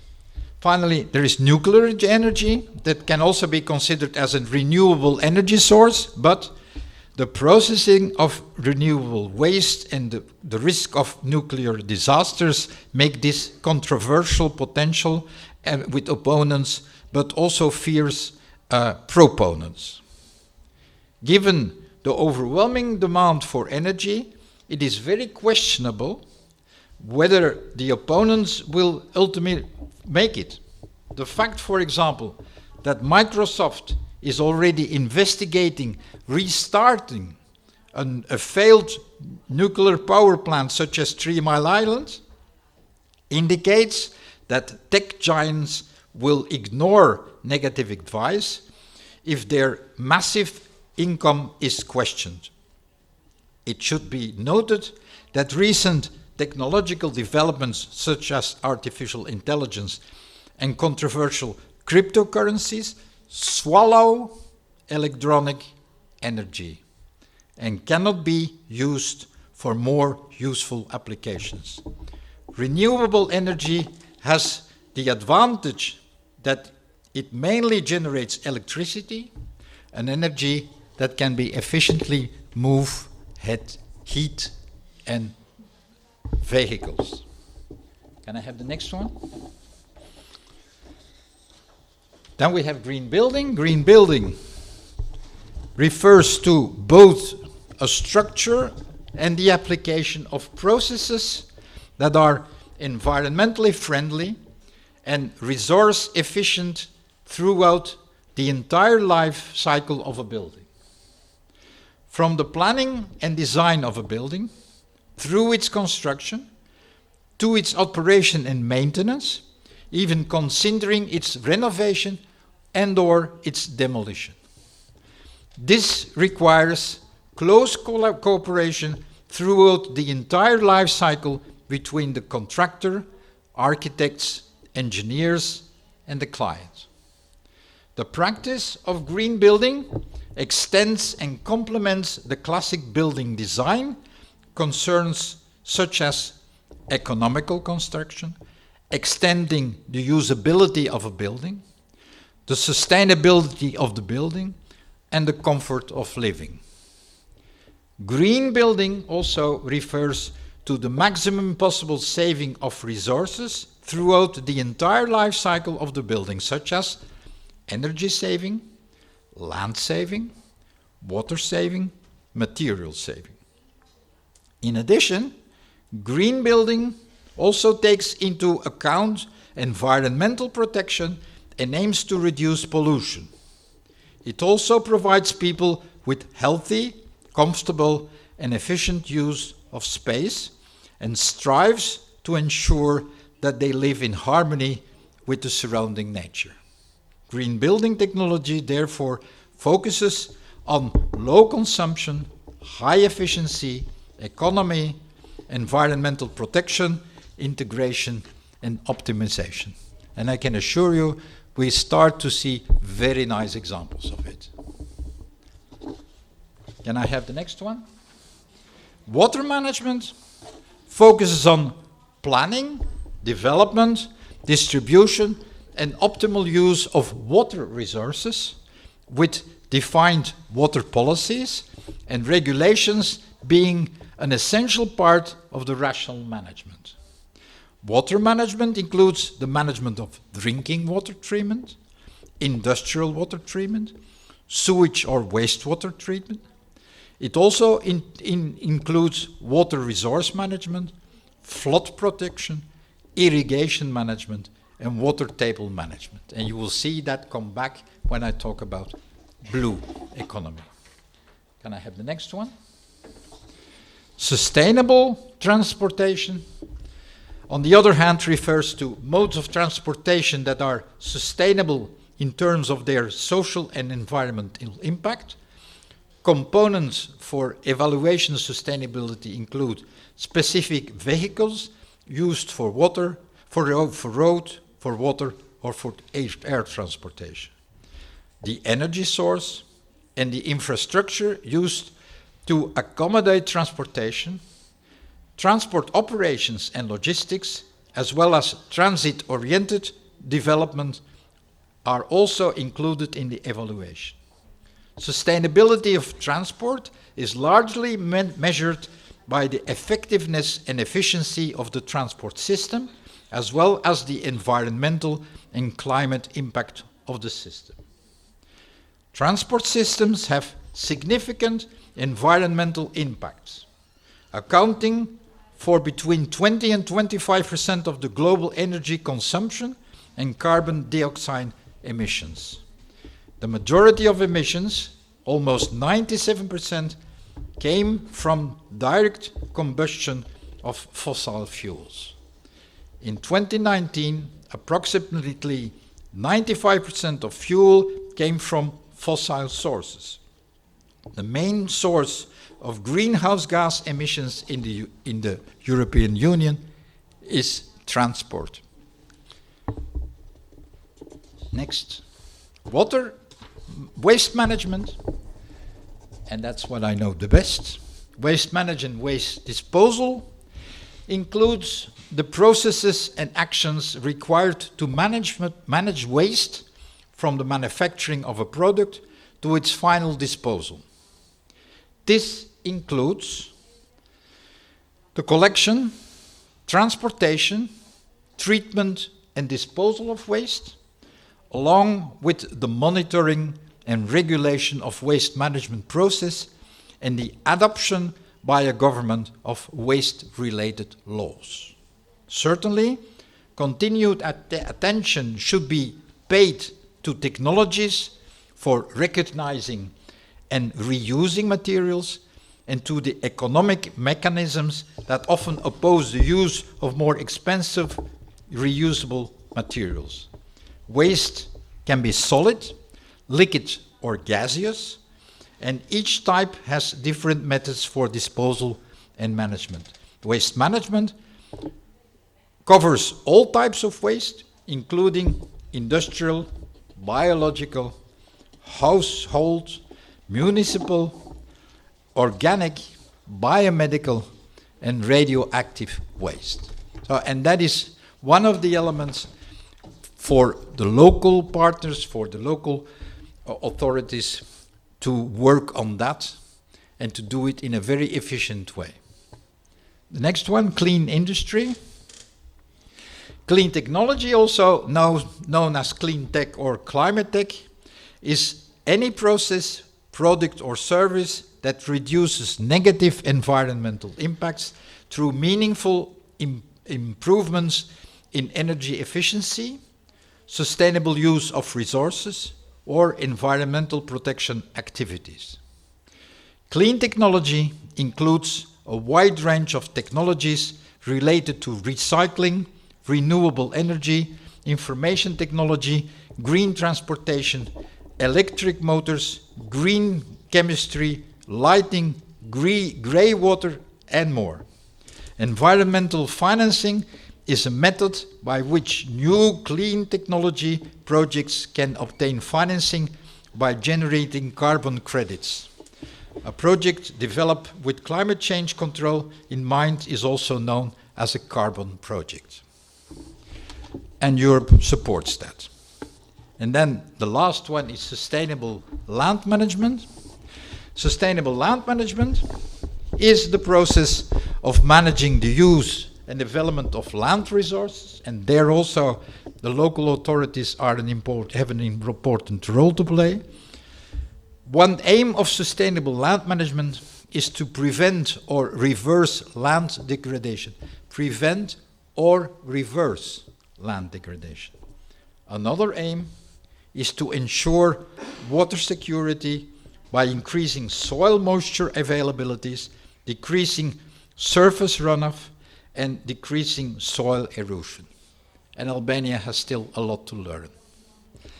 Land resources are used for a variety of purposes, which may include, for example, agriculture, forestry, water resource management, human settlements, and tourism.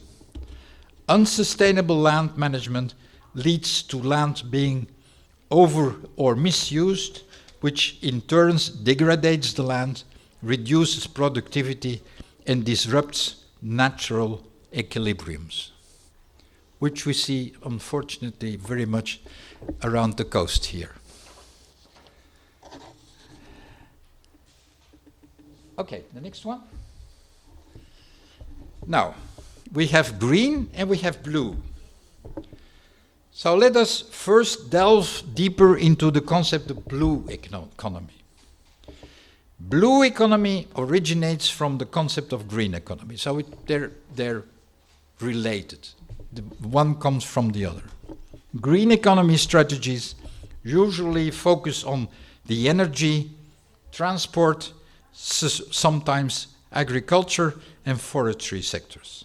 The blue economy focuses on fisheries sector, marine and coastal resources. Both include strategies to tackle climate mitigation and adaptation, and in between brackets, adaptation is a variety of actions that are meant to reduce or compensate for or adapt to the adverse impacts that arise from changes in the Earth's climate. And mitigation, on the other hand, consists of actions and changes in societal behavior taken to reduce or eliminate greenhouse gas emissions or to remove GHGs from the atmosphere to prevent significant adverse climate effects. We're talking about the next one. When we talk about climate, blue economy, we talk about offshore energy, coastal erosions and coastal protection, navigation, maritime security, aquaculture, pollution of oceans and rivers, and blue tourism. Okay, next. So, let's start with offshore energy. Offshore energy is used on offshore wind farms and modeling of them. Recently, there have also been floating solar panels, such as in Belgium, also a floating solar panel platform by the Belgian company Seavolt. The most expensive part of the construction is the support structure under the panels, which is anchored in the seafloor. Here too, not all the answers are available yet. How do you bring the electricity that is produced at sea to land? In Belgium, people are struggling with an artificial island off the coast where all the energy would come together and then to be transported to mainland via cables. However, the cost of the artificial island is skyrocketing, and the question is, who will pay this? A second problem is on land itself, where the population demands underground cable transport, but where this cannot be realized. Only above ground high voltage lines are efficient but ugly and apparently also dangerous. And in the same maritime context, there is another controversial subject, the storage of carbon dioxide layers under the seabed where natural gas used to be and is like nuclear energy, this method is also spat out by the real green partisans. Next one. Then we have coastal erosion, and coastal erosion is less significant for the Mediterranean, but still. Coastal erosion is a much more common sore point in the Atlantic Ocean, much more important in the North Sea and in the Baltic Sea than in the Mediterranean. work needs to be done on protection against hurricanes, and the solution can no longer come from concrete, but from nature. Solutions are being sought around new dune formation and the construction of floodplains. In Belgium, for example, in the first picture that you see, there are several projects under construction under the heading Dune for Dike. That means that they, in order to create new dikes, they will not use concrete anymore, but they will use sand again, and sand that is held together with plants. However, the Mediterranean Sea is not completely free from coastal erosion. The coastline of Apulia region in Italy is struggling with the problem of beach waste and coastal erosion. By recycling beach waste and using the resulting cubes as breakwater elements, the Apollonia coastline is protected from coastal erosion. Optical sensors measure and monitor the environmental conditions and provide very important information about the tensile strength of the elements used. That's what is seen under. The next one. We have inland and coastal navigation. In Belgium, another sector that is being worked on in the context of blue economy is inland and coastal shipping. In Belgium, there are already 30 inland vessels, river vessels, that are remotely controlled by a skipper. So the skipper is not on board anymore. On board, there is therefore less and sometimes no staff at all. Trial runs on coastal navigation are currently being organized with the same objectives. So cars without driver and ships without skipper. Maritime, the next one please. Voilà. A subject that we can become, that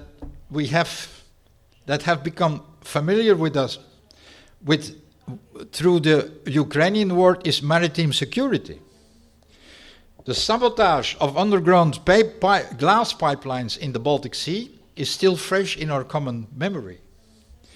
Maritime security focuses on numerous activities such as underwater cables, offshore wind farms, but also ports, and concerns both physical and cyber security.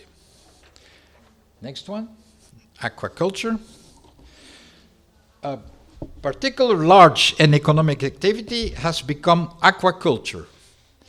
The principle, and that is something that is happening here also, the principle is that instead of wild-caught fish, like tuna fish, fresh sea animals and shellfish are farmed. Offshore farming has been going on for some time. Malta and Norway have specialized in it. However, there is again a but. Fish food and frequent use of antibiotics pollute the seawater. And in Belgium, we have one of our supermarkets chains. We know that the Colruyt mussel farm in North Sea, they have a mussel farm in the North Sea, which is more current, innocent application. And now there are also efforts for farm fish and shellfish in freshwater environment, farming on land but close to the sea, so that the freshwater can be used and salted. The next one, combat. This leads us seamlessly to the next theme of the blue economy, the fight against pollution of oceans and rivers. And that will be one of the greatest challenges in the coming years for humanity.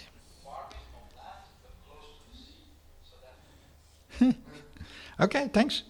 What the microplastics that end up in the sea due to the gigantic waste stream end up back in our bodies one way or another. And no matter how great the effort of individuals or organizations are, it still remains a drop in the water or a drop in the ocean. The production of plastics must be curbed and recycling must be optimized. But that is, of course, a story that the oil tycoons do not like to hear. And their sponsor, climate denier Donald Trump, is helping them effortlessly. Next one. And the last one, and finally, there is the influence of tourism on the sea. Within the blue economy, attempts are also being made to develop alternative tourism in which tourists participate in maritime initiatives, such as, for example, the oyster pit on the Belgian coast city of Ostend, where they help harvest oysters. This is what is called experiential tourism. Okay, and then the last one is the difference between green and circular economy. And then finally we arrive at circular economy. The terms green economy and circular economy are often mentioned in the same breath. And although both concepts aim to align economic growth with social and ecological objectives, they in fact have different focal points and approaches. The green economy is primarily aimed at promoting economic growth that respects and maintains the ecological balance and the sustainable use of current natural resources. This approach integrates ecological sustainability into all aspects of economical planning and decision making, and ensures that natural resources can continue to support human well-being and economic activities. Circular economy, on the other hand, focuses on setting up a closed-loop system for resources.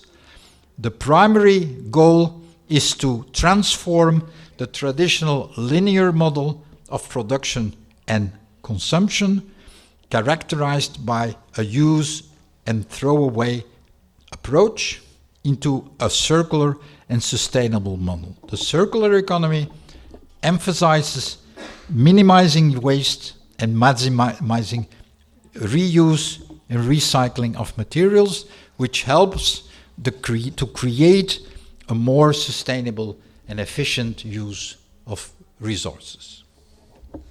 Next. So, and I'm coming from a country where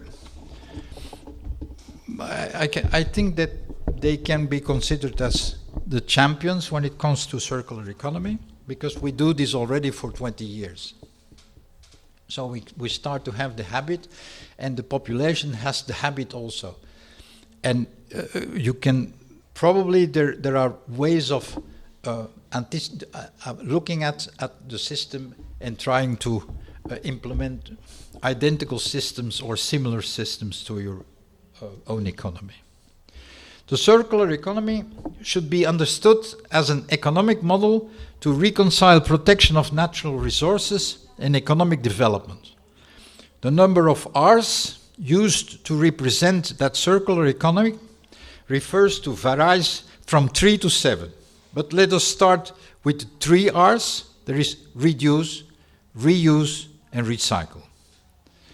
And when we delve into it, we have reducing means the use of new to reduce the use of new unprocessed materials in production, but also reducing the consumption of clothing, food, and appliances, reducing waste, plastic in distribution, food surpluses, electronic and electric appliances. Reuse means the reuse of unconsumed food, discarded objects and clothing, and certainly the materials which discarded objects are made. Reuse also means repairing, and in the UK, but in lots of European countries now, we have successful TB programs that are called the repair shop. And actually, reuse in the first place obliges a designer to design an object in such a way that it can be taken apart and reassembled after cleaning or repair.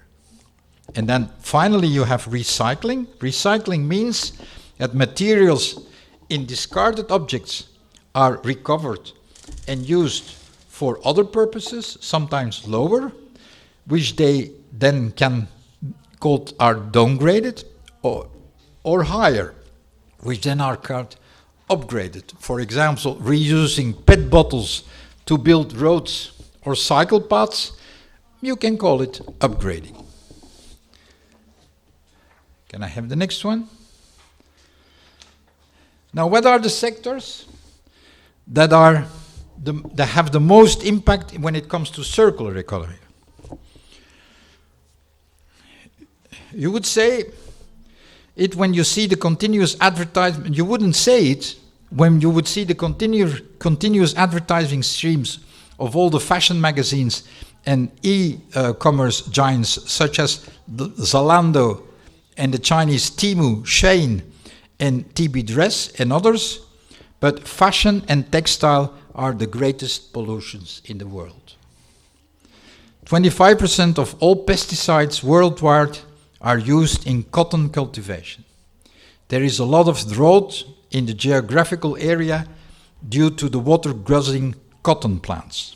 The fact that the Aral Sea between Kazakhstan and Uzbekistan has almost dried up is due to the cotton industry.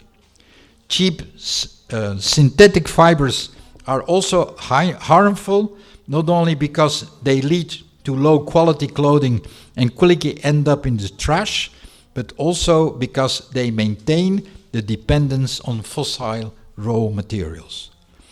In addition, there are many of those fibers for which no recycling purpose has yet been found, and for which incineration for energy generation is the only and polluting solution. The packaging industry is in the second place when it comes to pollution. The largest part of the plastic, about 45%, is in household waste. On the other hand, a large part of packaging also consists of paper and cardboard. It is one of the first materials, and that to the contrary, one of the first materials that has been recycled and that has a market. Almost all paper in Italy, for example, is recycled paper. Cardboard and paper are both a sustainable problem, especially because of their impact on forestry, and an opportunity for circularity. 80% of the products sold in Europe and the United States are in cardboard packaging, and everywhere cardboard consumption is growing faster than GDP. An exceptional example, and I love to mention that because everybody is shouting on the country, but they started to do this already 10 years ago and they have good results. An exceptional example is the tiny little country in Africa of Rwanda, where the president prohibited years ago already the use of plastic bags, and you get in jail when you introduce a plastic bag, and they are used to paper bags, and they are scandalized when they see plastic.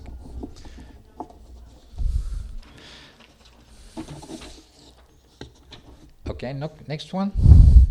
Plastics, yeah, okay.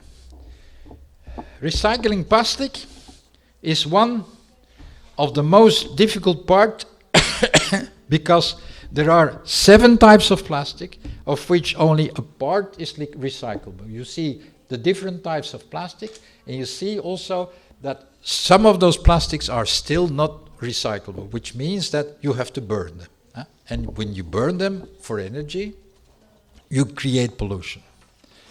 Next.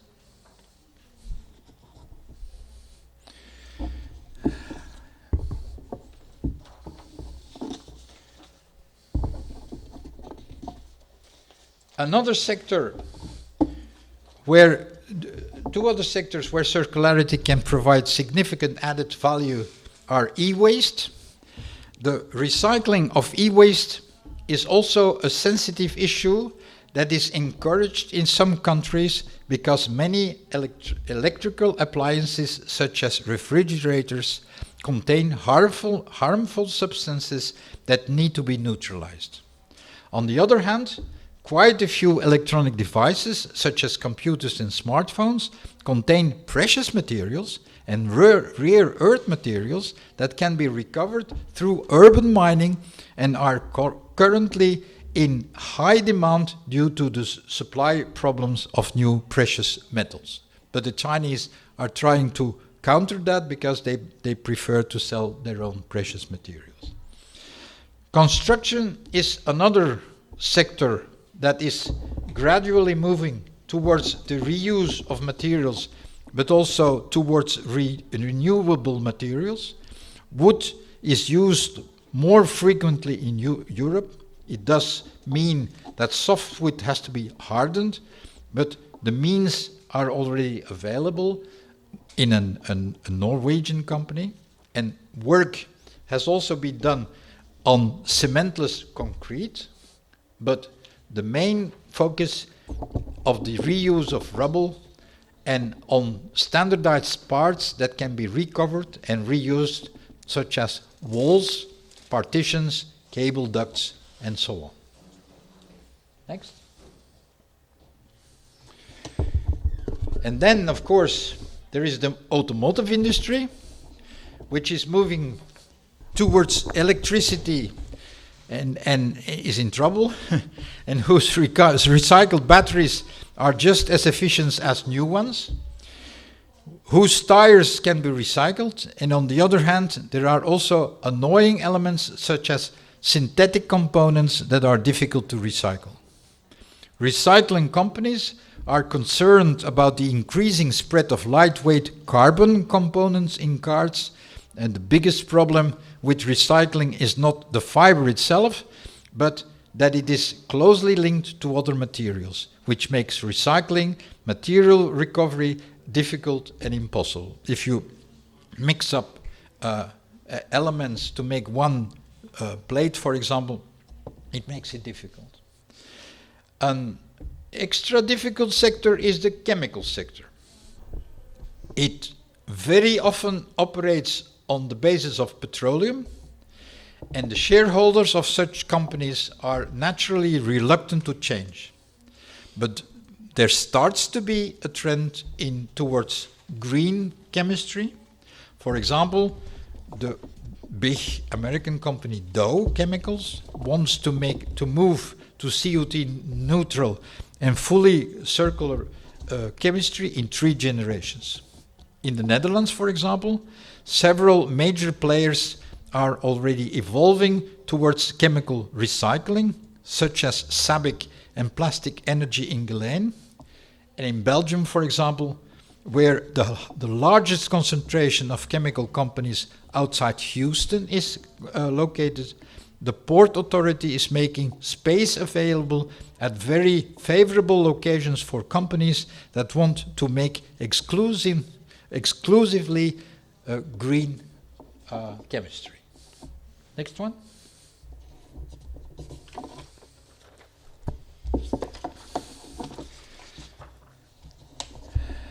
A very painful sector is agriculture. And not your agriculture, our agriculture. Extensive farming is increasingly seen as a problem.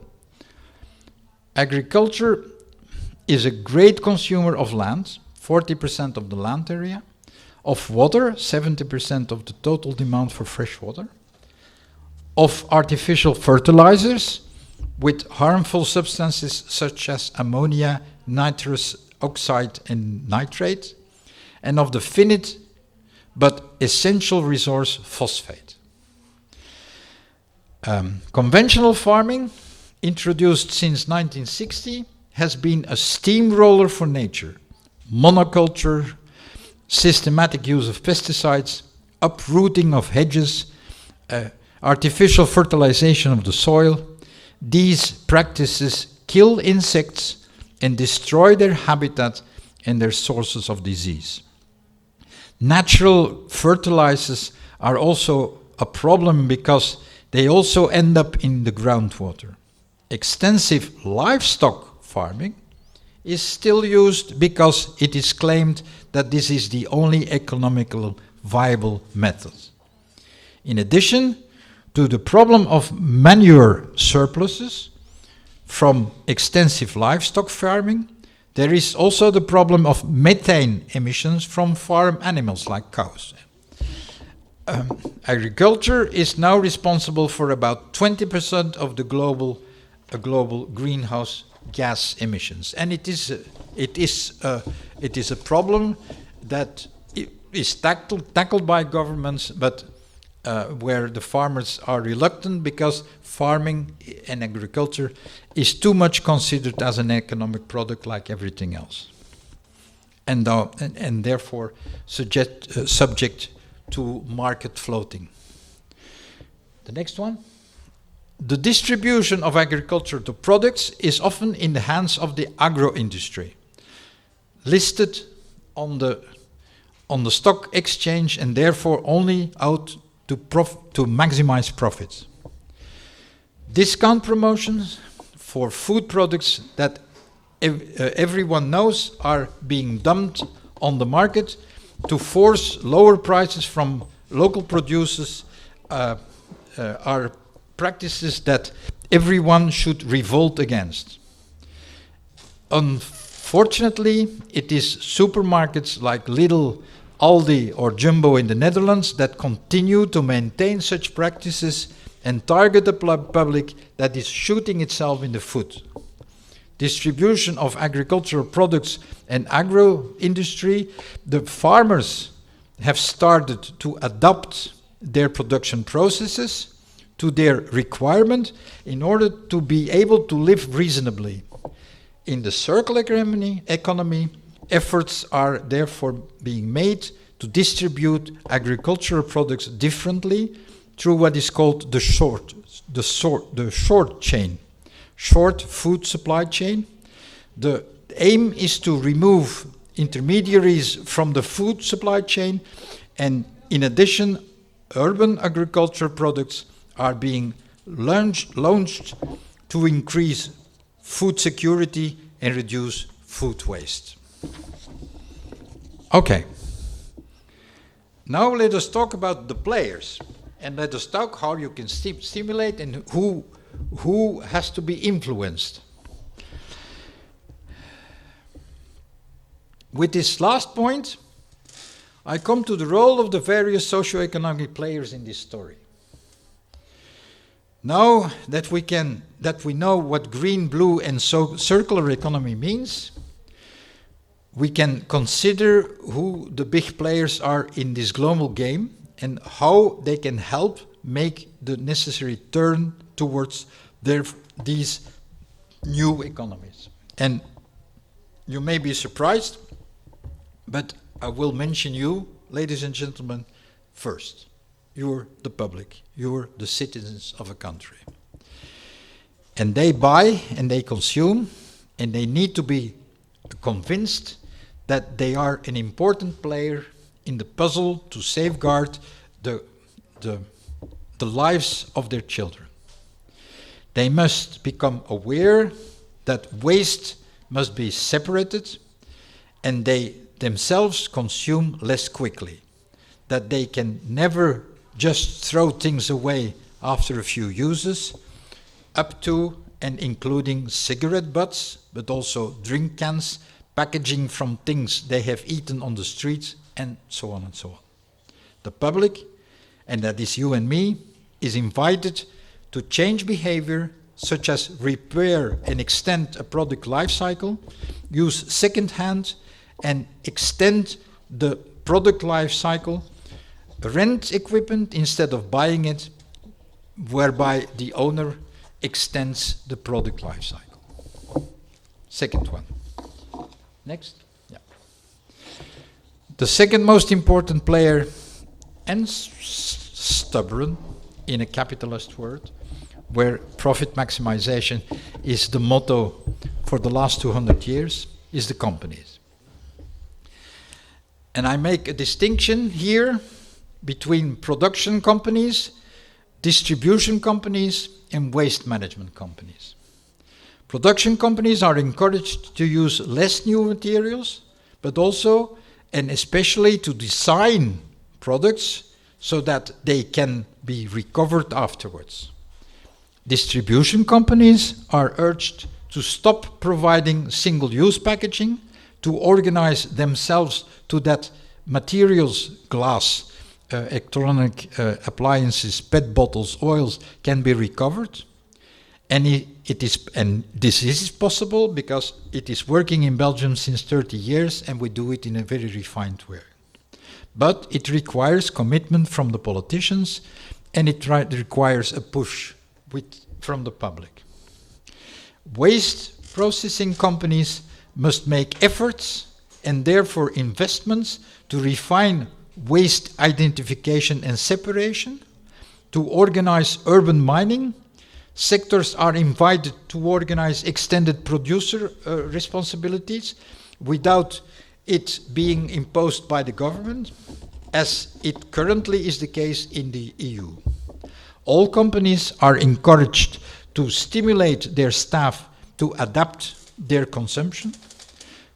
Circular change is about behavioral change in all departments of the company. Unfortunately, it is often more profitable for a company to pass on costs such as pollution to society than to bear them directly themselves.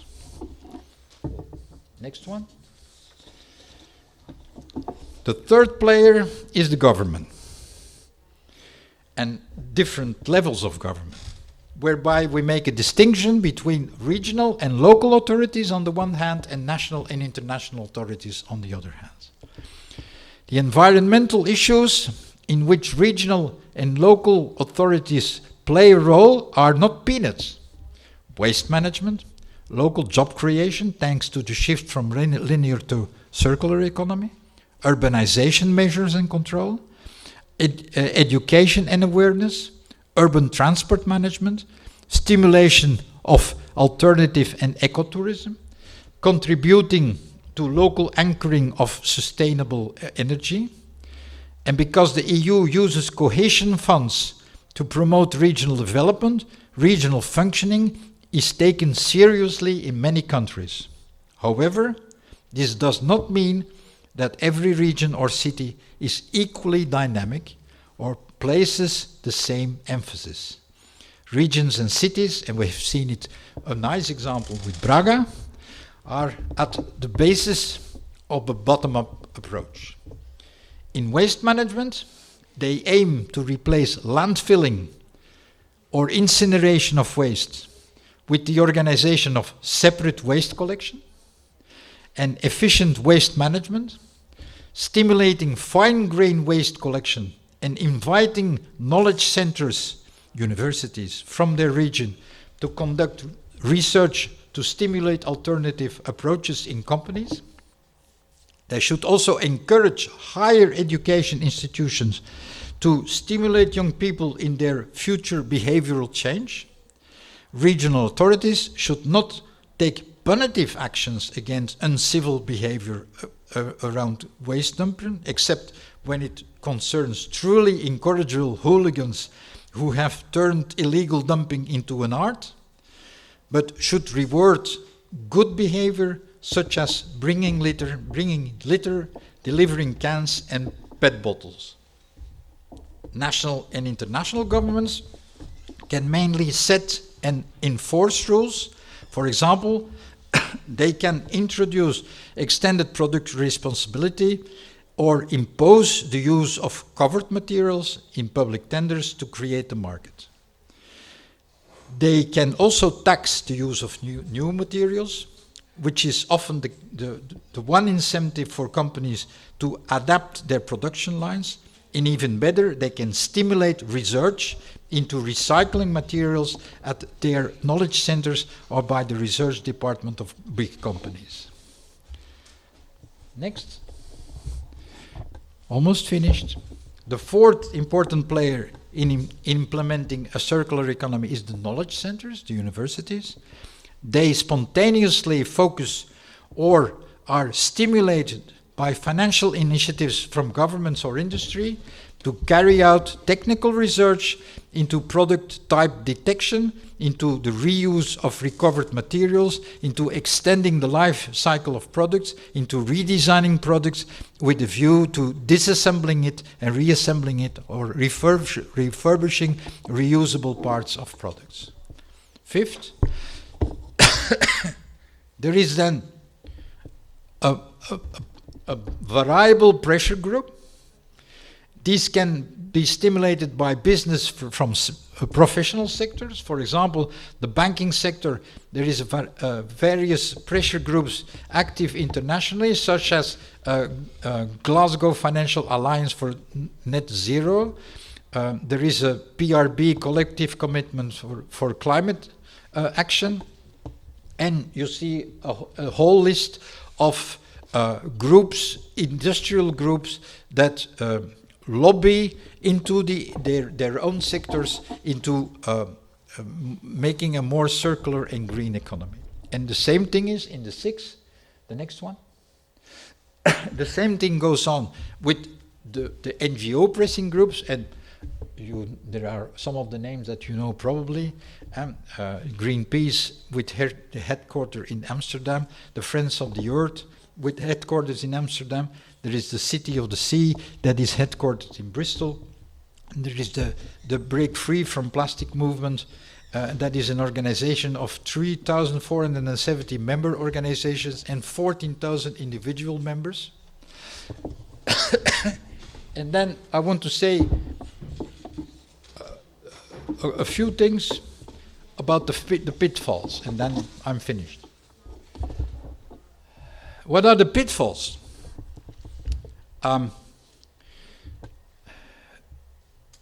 Nowadays, it is difficult for consumers to understand the many labels of the environmental performance of products, both goods and services and companies. Some environmental claims are unreliable, and consumer trust in them is extremely low.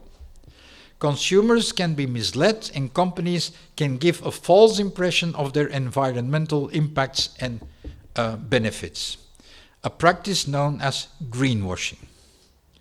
And on the other hand, the circular economy will continue to take serious hits as long as virgin materials are cheaper than recycled. Through pricing, to address the price difference with virgin materials, while also taking into account the reduction of carbon dioxide emissions, is still successfully blocked by powerful industrial lobbies. Even the EU, which has put forward a Green Deal, is not succeeding in pushing through a strategy to make circular materials competitive. Many measures have been taken, but banning single-use plastic packaging or plastic ear cleaners can rather be seen as empty shots. Finally, it should also be said that the moral dimension that exists in ecology often means a paradox for governments and companies, because the social and societal demands cause business costs to spiral out of control to the point that lobbyists are called into the destroy even reasonable circular principles that they are linked into social demands. I'm going to skip that one because it's already I'm a bit out of time. I would like to go to my final conclusions, and that's the last one, the previous one. No, another one. Yeah. Sorry. Final conclusions. We have tried to provide an overview of the elements of the ecological transition and the players that play an essential role in it. We see in special role for local governments, They organize separate waste collection, but need a market to be effective. Local governments create, stimulate, and maintain retail spaces and seek partners in civil society. Sometimes this involves being in a covered marketplace for local farmers. In other cases, this involves optimizing mobility in urban areas. In that case, local governments step in by organizing share economy and even organizing parts of return logistics. Local governments inspire and bring together partners, companies, universities, technical schools, startups, to provide academic know-how to entrepreneurs within the influx of ecological and circular initiatives.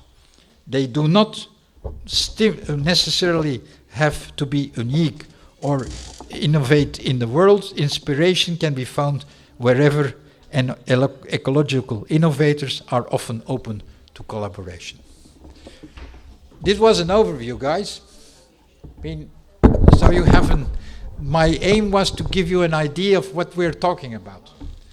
And that probably for the rest of the time, everybody is talking can hang on where it is. So if I succeeded in that aim, I'm a very happy man. Thank you very much.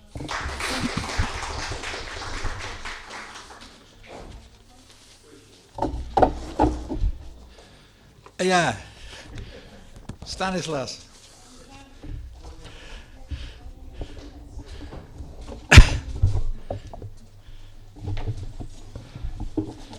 Give him the...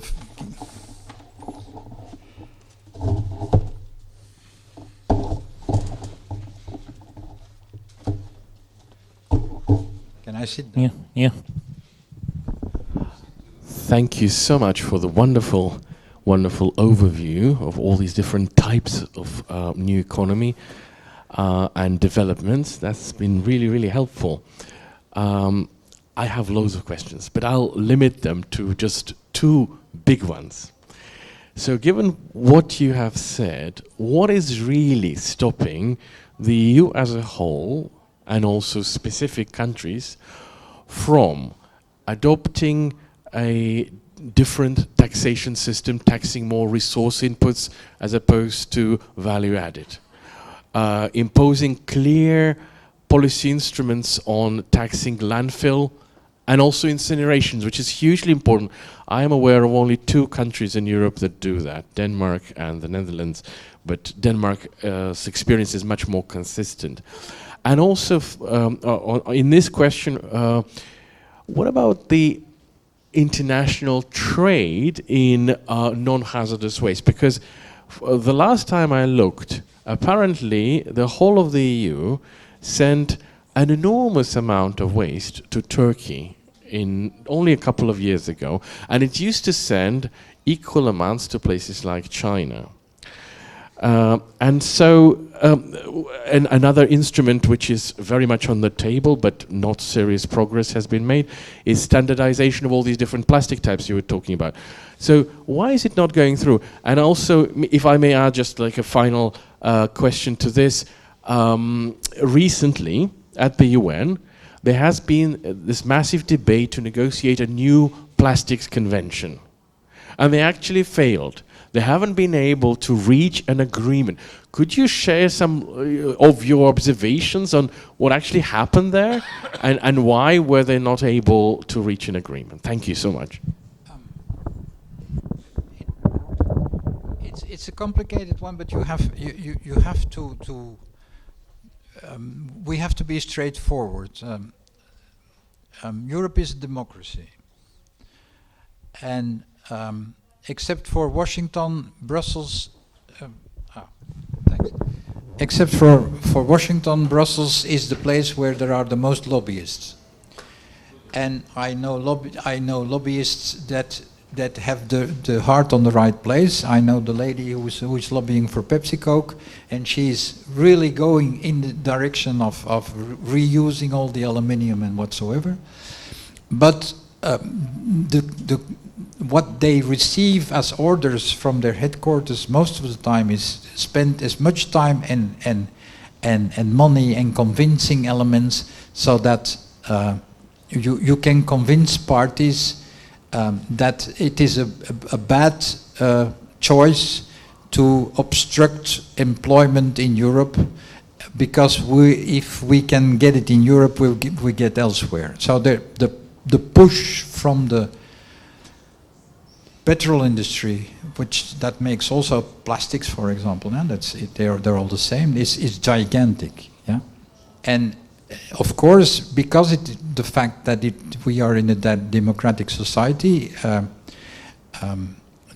the first thing is that people make their money and that they can make a decent living.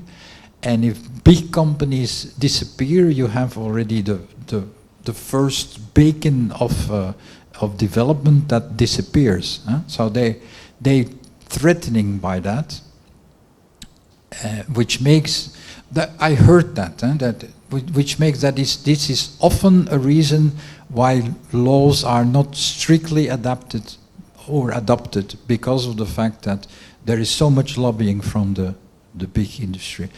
And it is not only the plastic industry and the fuel industry, but it is also, we saw it with the agriculture industry.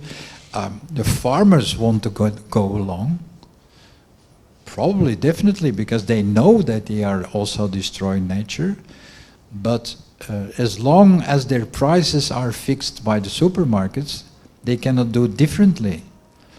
Or they have to change their lives and they have to start selling the things themselves. Yeah. So, and then when it comes up to governments, we see that, and it's a nice example. That is a nice example. We have seen that when new buildings are ordered by Flemish government in Belgium, the rules are not now anymore. It's a public tender, but the main rule is not anymore the price. The main rule is imposing that at least 50% or 60% of the material is recycled material. And then immediately you see a whole industry and a whole research, if they start doing that systematically, because we're talking here about constructions of 100 million at a time.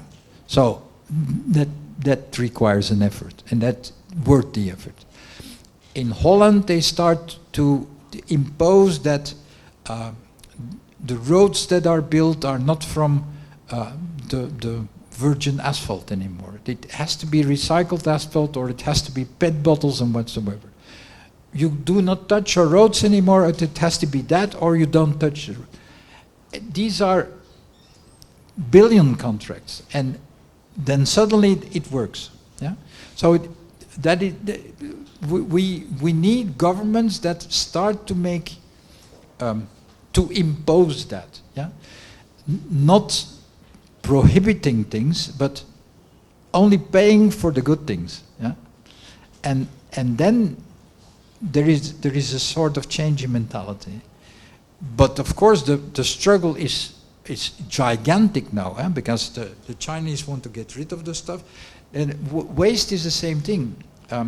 I know that, with textile, for example, they have been putting billions and millions of kilos in Chile. In Chile, and there's a desert in Chile where they have been putting their stuff systematically. They have been filling up. They have been destroying local markets in Senegal and whatsoever by overthrowing all second-hand textile, so that they do not have textile production anymore, because they cannot compete with the cheap stuff that comes on their market, which is absolutely horrible. But as long as there is no prohibition of those new players on the e-commerce market that make crap, Chinese crap, and that sell them in an e-commerce, and of which it is known that people buy it for a very cheap price, use it once to go to a feast and then throw it away. I mean, if that practice continues and you do not educate your people and make them pay for it. If you put that in a bag, you will pay for the bag. But on the other hand, and I give the example of the Belgian story, we collect the packaging industry collects already since, I think it's 25 or 30 years. They collect all types of packaging in Belgium. They make good money out of that. They put that money into preventing, so it is an initiative from the business itself, as well batteries as plastic packaging, as paperback packaging, and they have been doing things with it, so they are appreciated, but because they make anti distribution policy, publicity, and so on and so on, and they are respected. And it has not been imposed by the government. It is something that has been stimulated, and it works fantastically because they stimulated research, and the way now plastics are detected, identified, and split are fantastic. But apparently, with the Danes and the Dutch, we're still the only ones that have been doing it. So it is possible, but you have to have the willingness, and you have to teach it to kids in school also. It has to, from that basis, from the age of 4 or 5, they should say, "Mommy, you should not put that in the bag. That should be in that bag, and that should be in that bag." And in Spain, it is happening now, and they teach the kids, and the kids go to mommy and say, "Mommy, we need those bags, because we learned it in school." And that's the way it has to be done. It's the entire society that has to work on it. Other questions? Thanks, guys. Thank you. Yeah.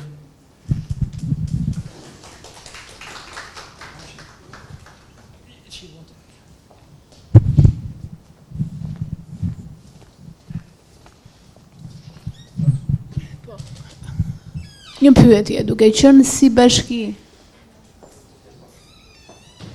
Si?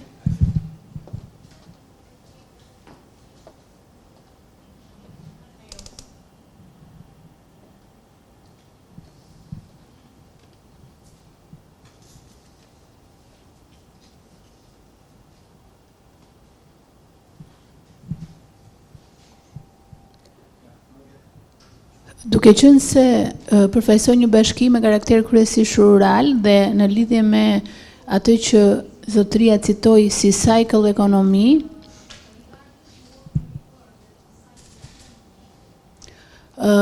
besoj se ne në Shqipëri kemi problem me gjurmëmueshmërinë e produktit në bujqësi.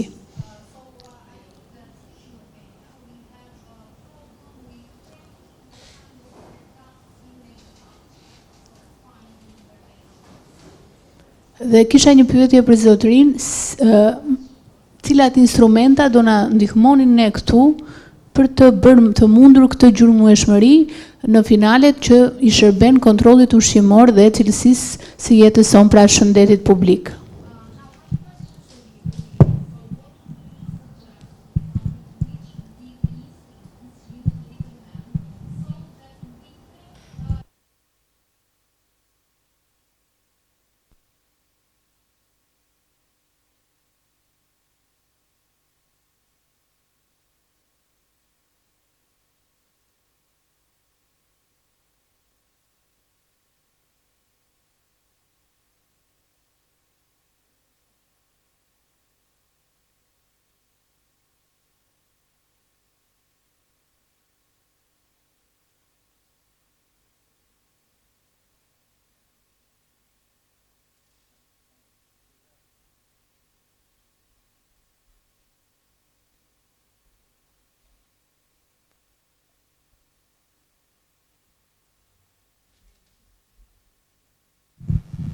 I see it with. I'm going to do it like that because otherwise, you have the advantage of having trackers now. Huh? I mean, with the animals, it exists already that an animal is born, and there is a tracker on the animal, and you follow the animal when it is slaughtered and how it grows, how it is slaughtered, how it is fed, and whatsoever. There are trackers, and I suppose that it can be done in the same way with agricultural products. That a farmer, when a farmer collects the harvests the land, he has to indicate through a tracker from what land, what part of the land it comes from. When a farmer makes movements on the land, there are very common trackers now so that the farmer can each time indicate, I have been doing that on the land, I have been doing that on the land. It's through digitalization that you force them, and it happens with us also. It is through digitalization that you force farmers to identify what they have been doing. Sorry? Well, it is the easiest way. Yeah? You can force him, of course, to keep an entire administration. They have been doing that in the past, but poor farmer, he has to cultivate his land. So thanks to the digitalization, things are getting easier, because you can almost indicate piece per piece, I'm here now and I'm doing that, and that doesn't cost a lot of time. He can do it with his cell phone. Whereas in the past they had to put it in books and they had to send the report to the university, and it's painful, and because it's what they have. That's the problem. What that teachers have to do with students now. Each time they have a punishment to the student, they have to make a report, and they have to put the report in the computer. So their digitalization is a good element because it makes things simpler. But it comes to reporting what you're doing with an animal. Everything that has been done to an animal, every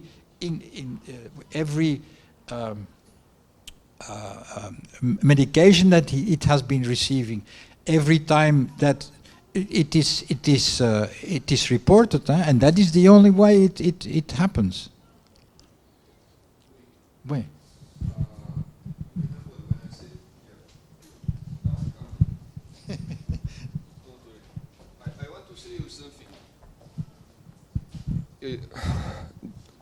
Madam Mayor, I would like to stress you out when I said in the beginning of the opening that the European Commission already launched in March this year a new law. But okay, it's not for you, but you are free to join and to take this, because if you go to the European Commission website, or after this meeting I can give you my WhatsApp number and I can forward to you the link. European Commission already launched this EU directive on this, because it will be forbidden to lie or to put labels. There are bio or non-bio or how it's called, they will be obliged to track and exactly to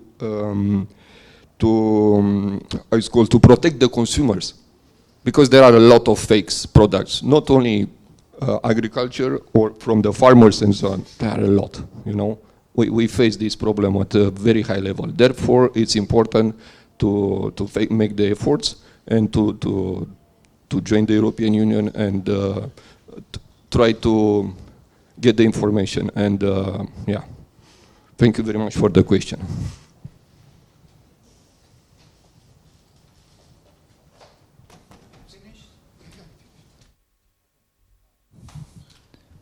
Other questions? Okay. Luisa, what do we do now? Eat? Or is somebody else? Yeah.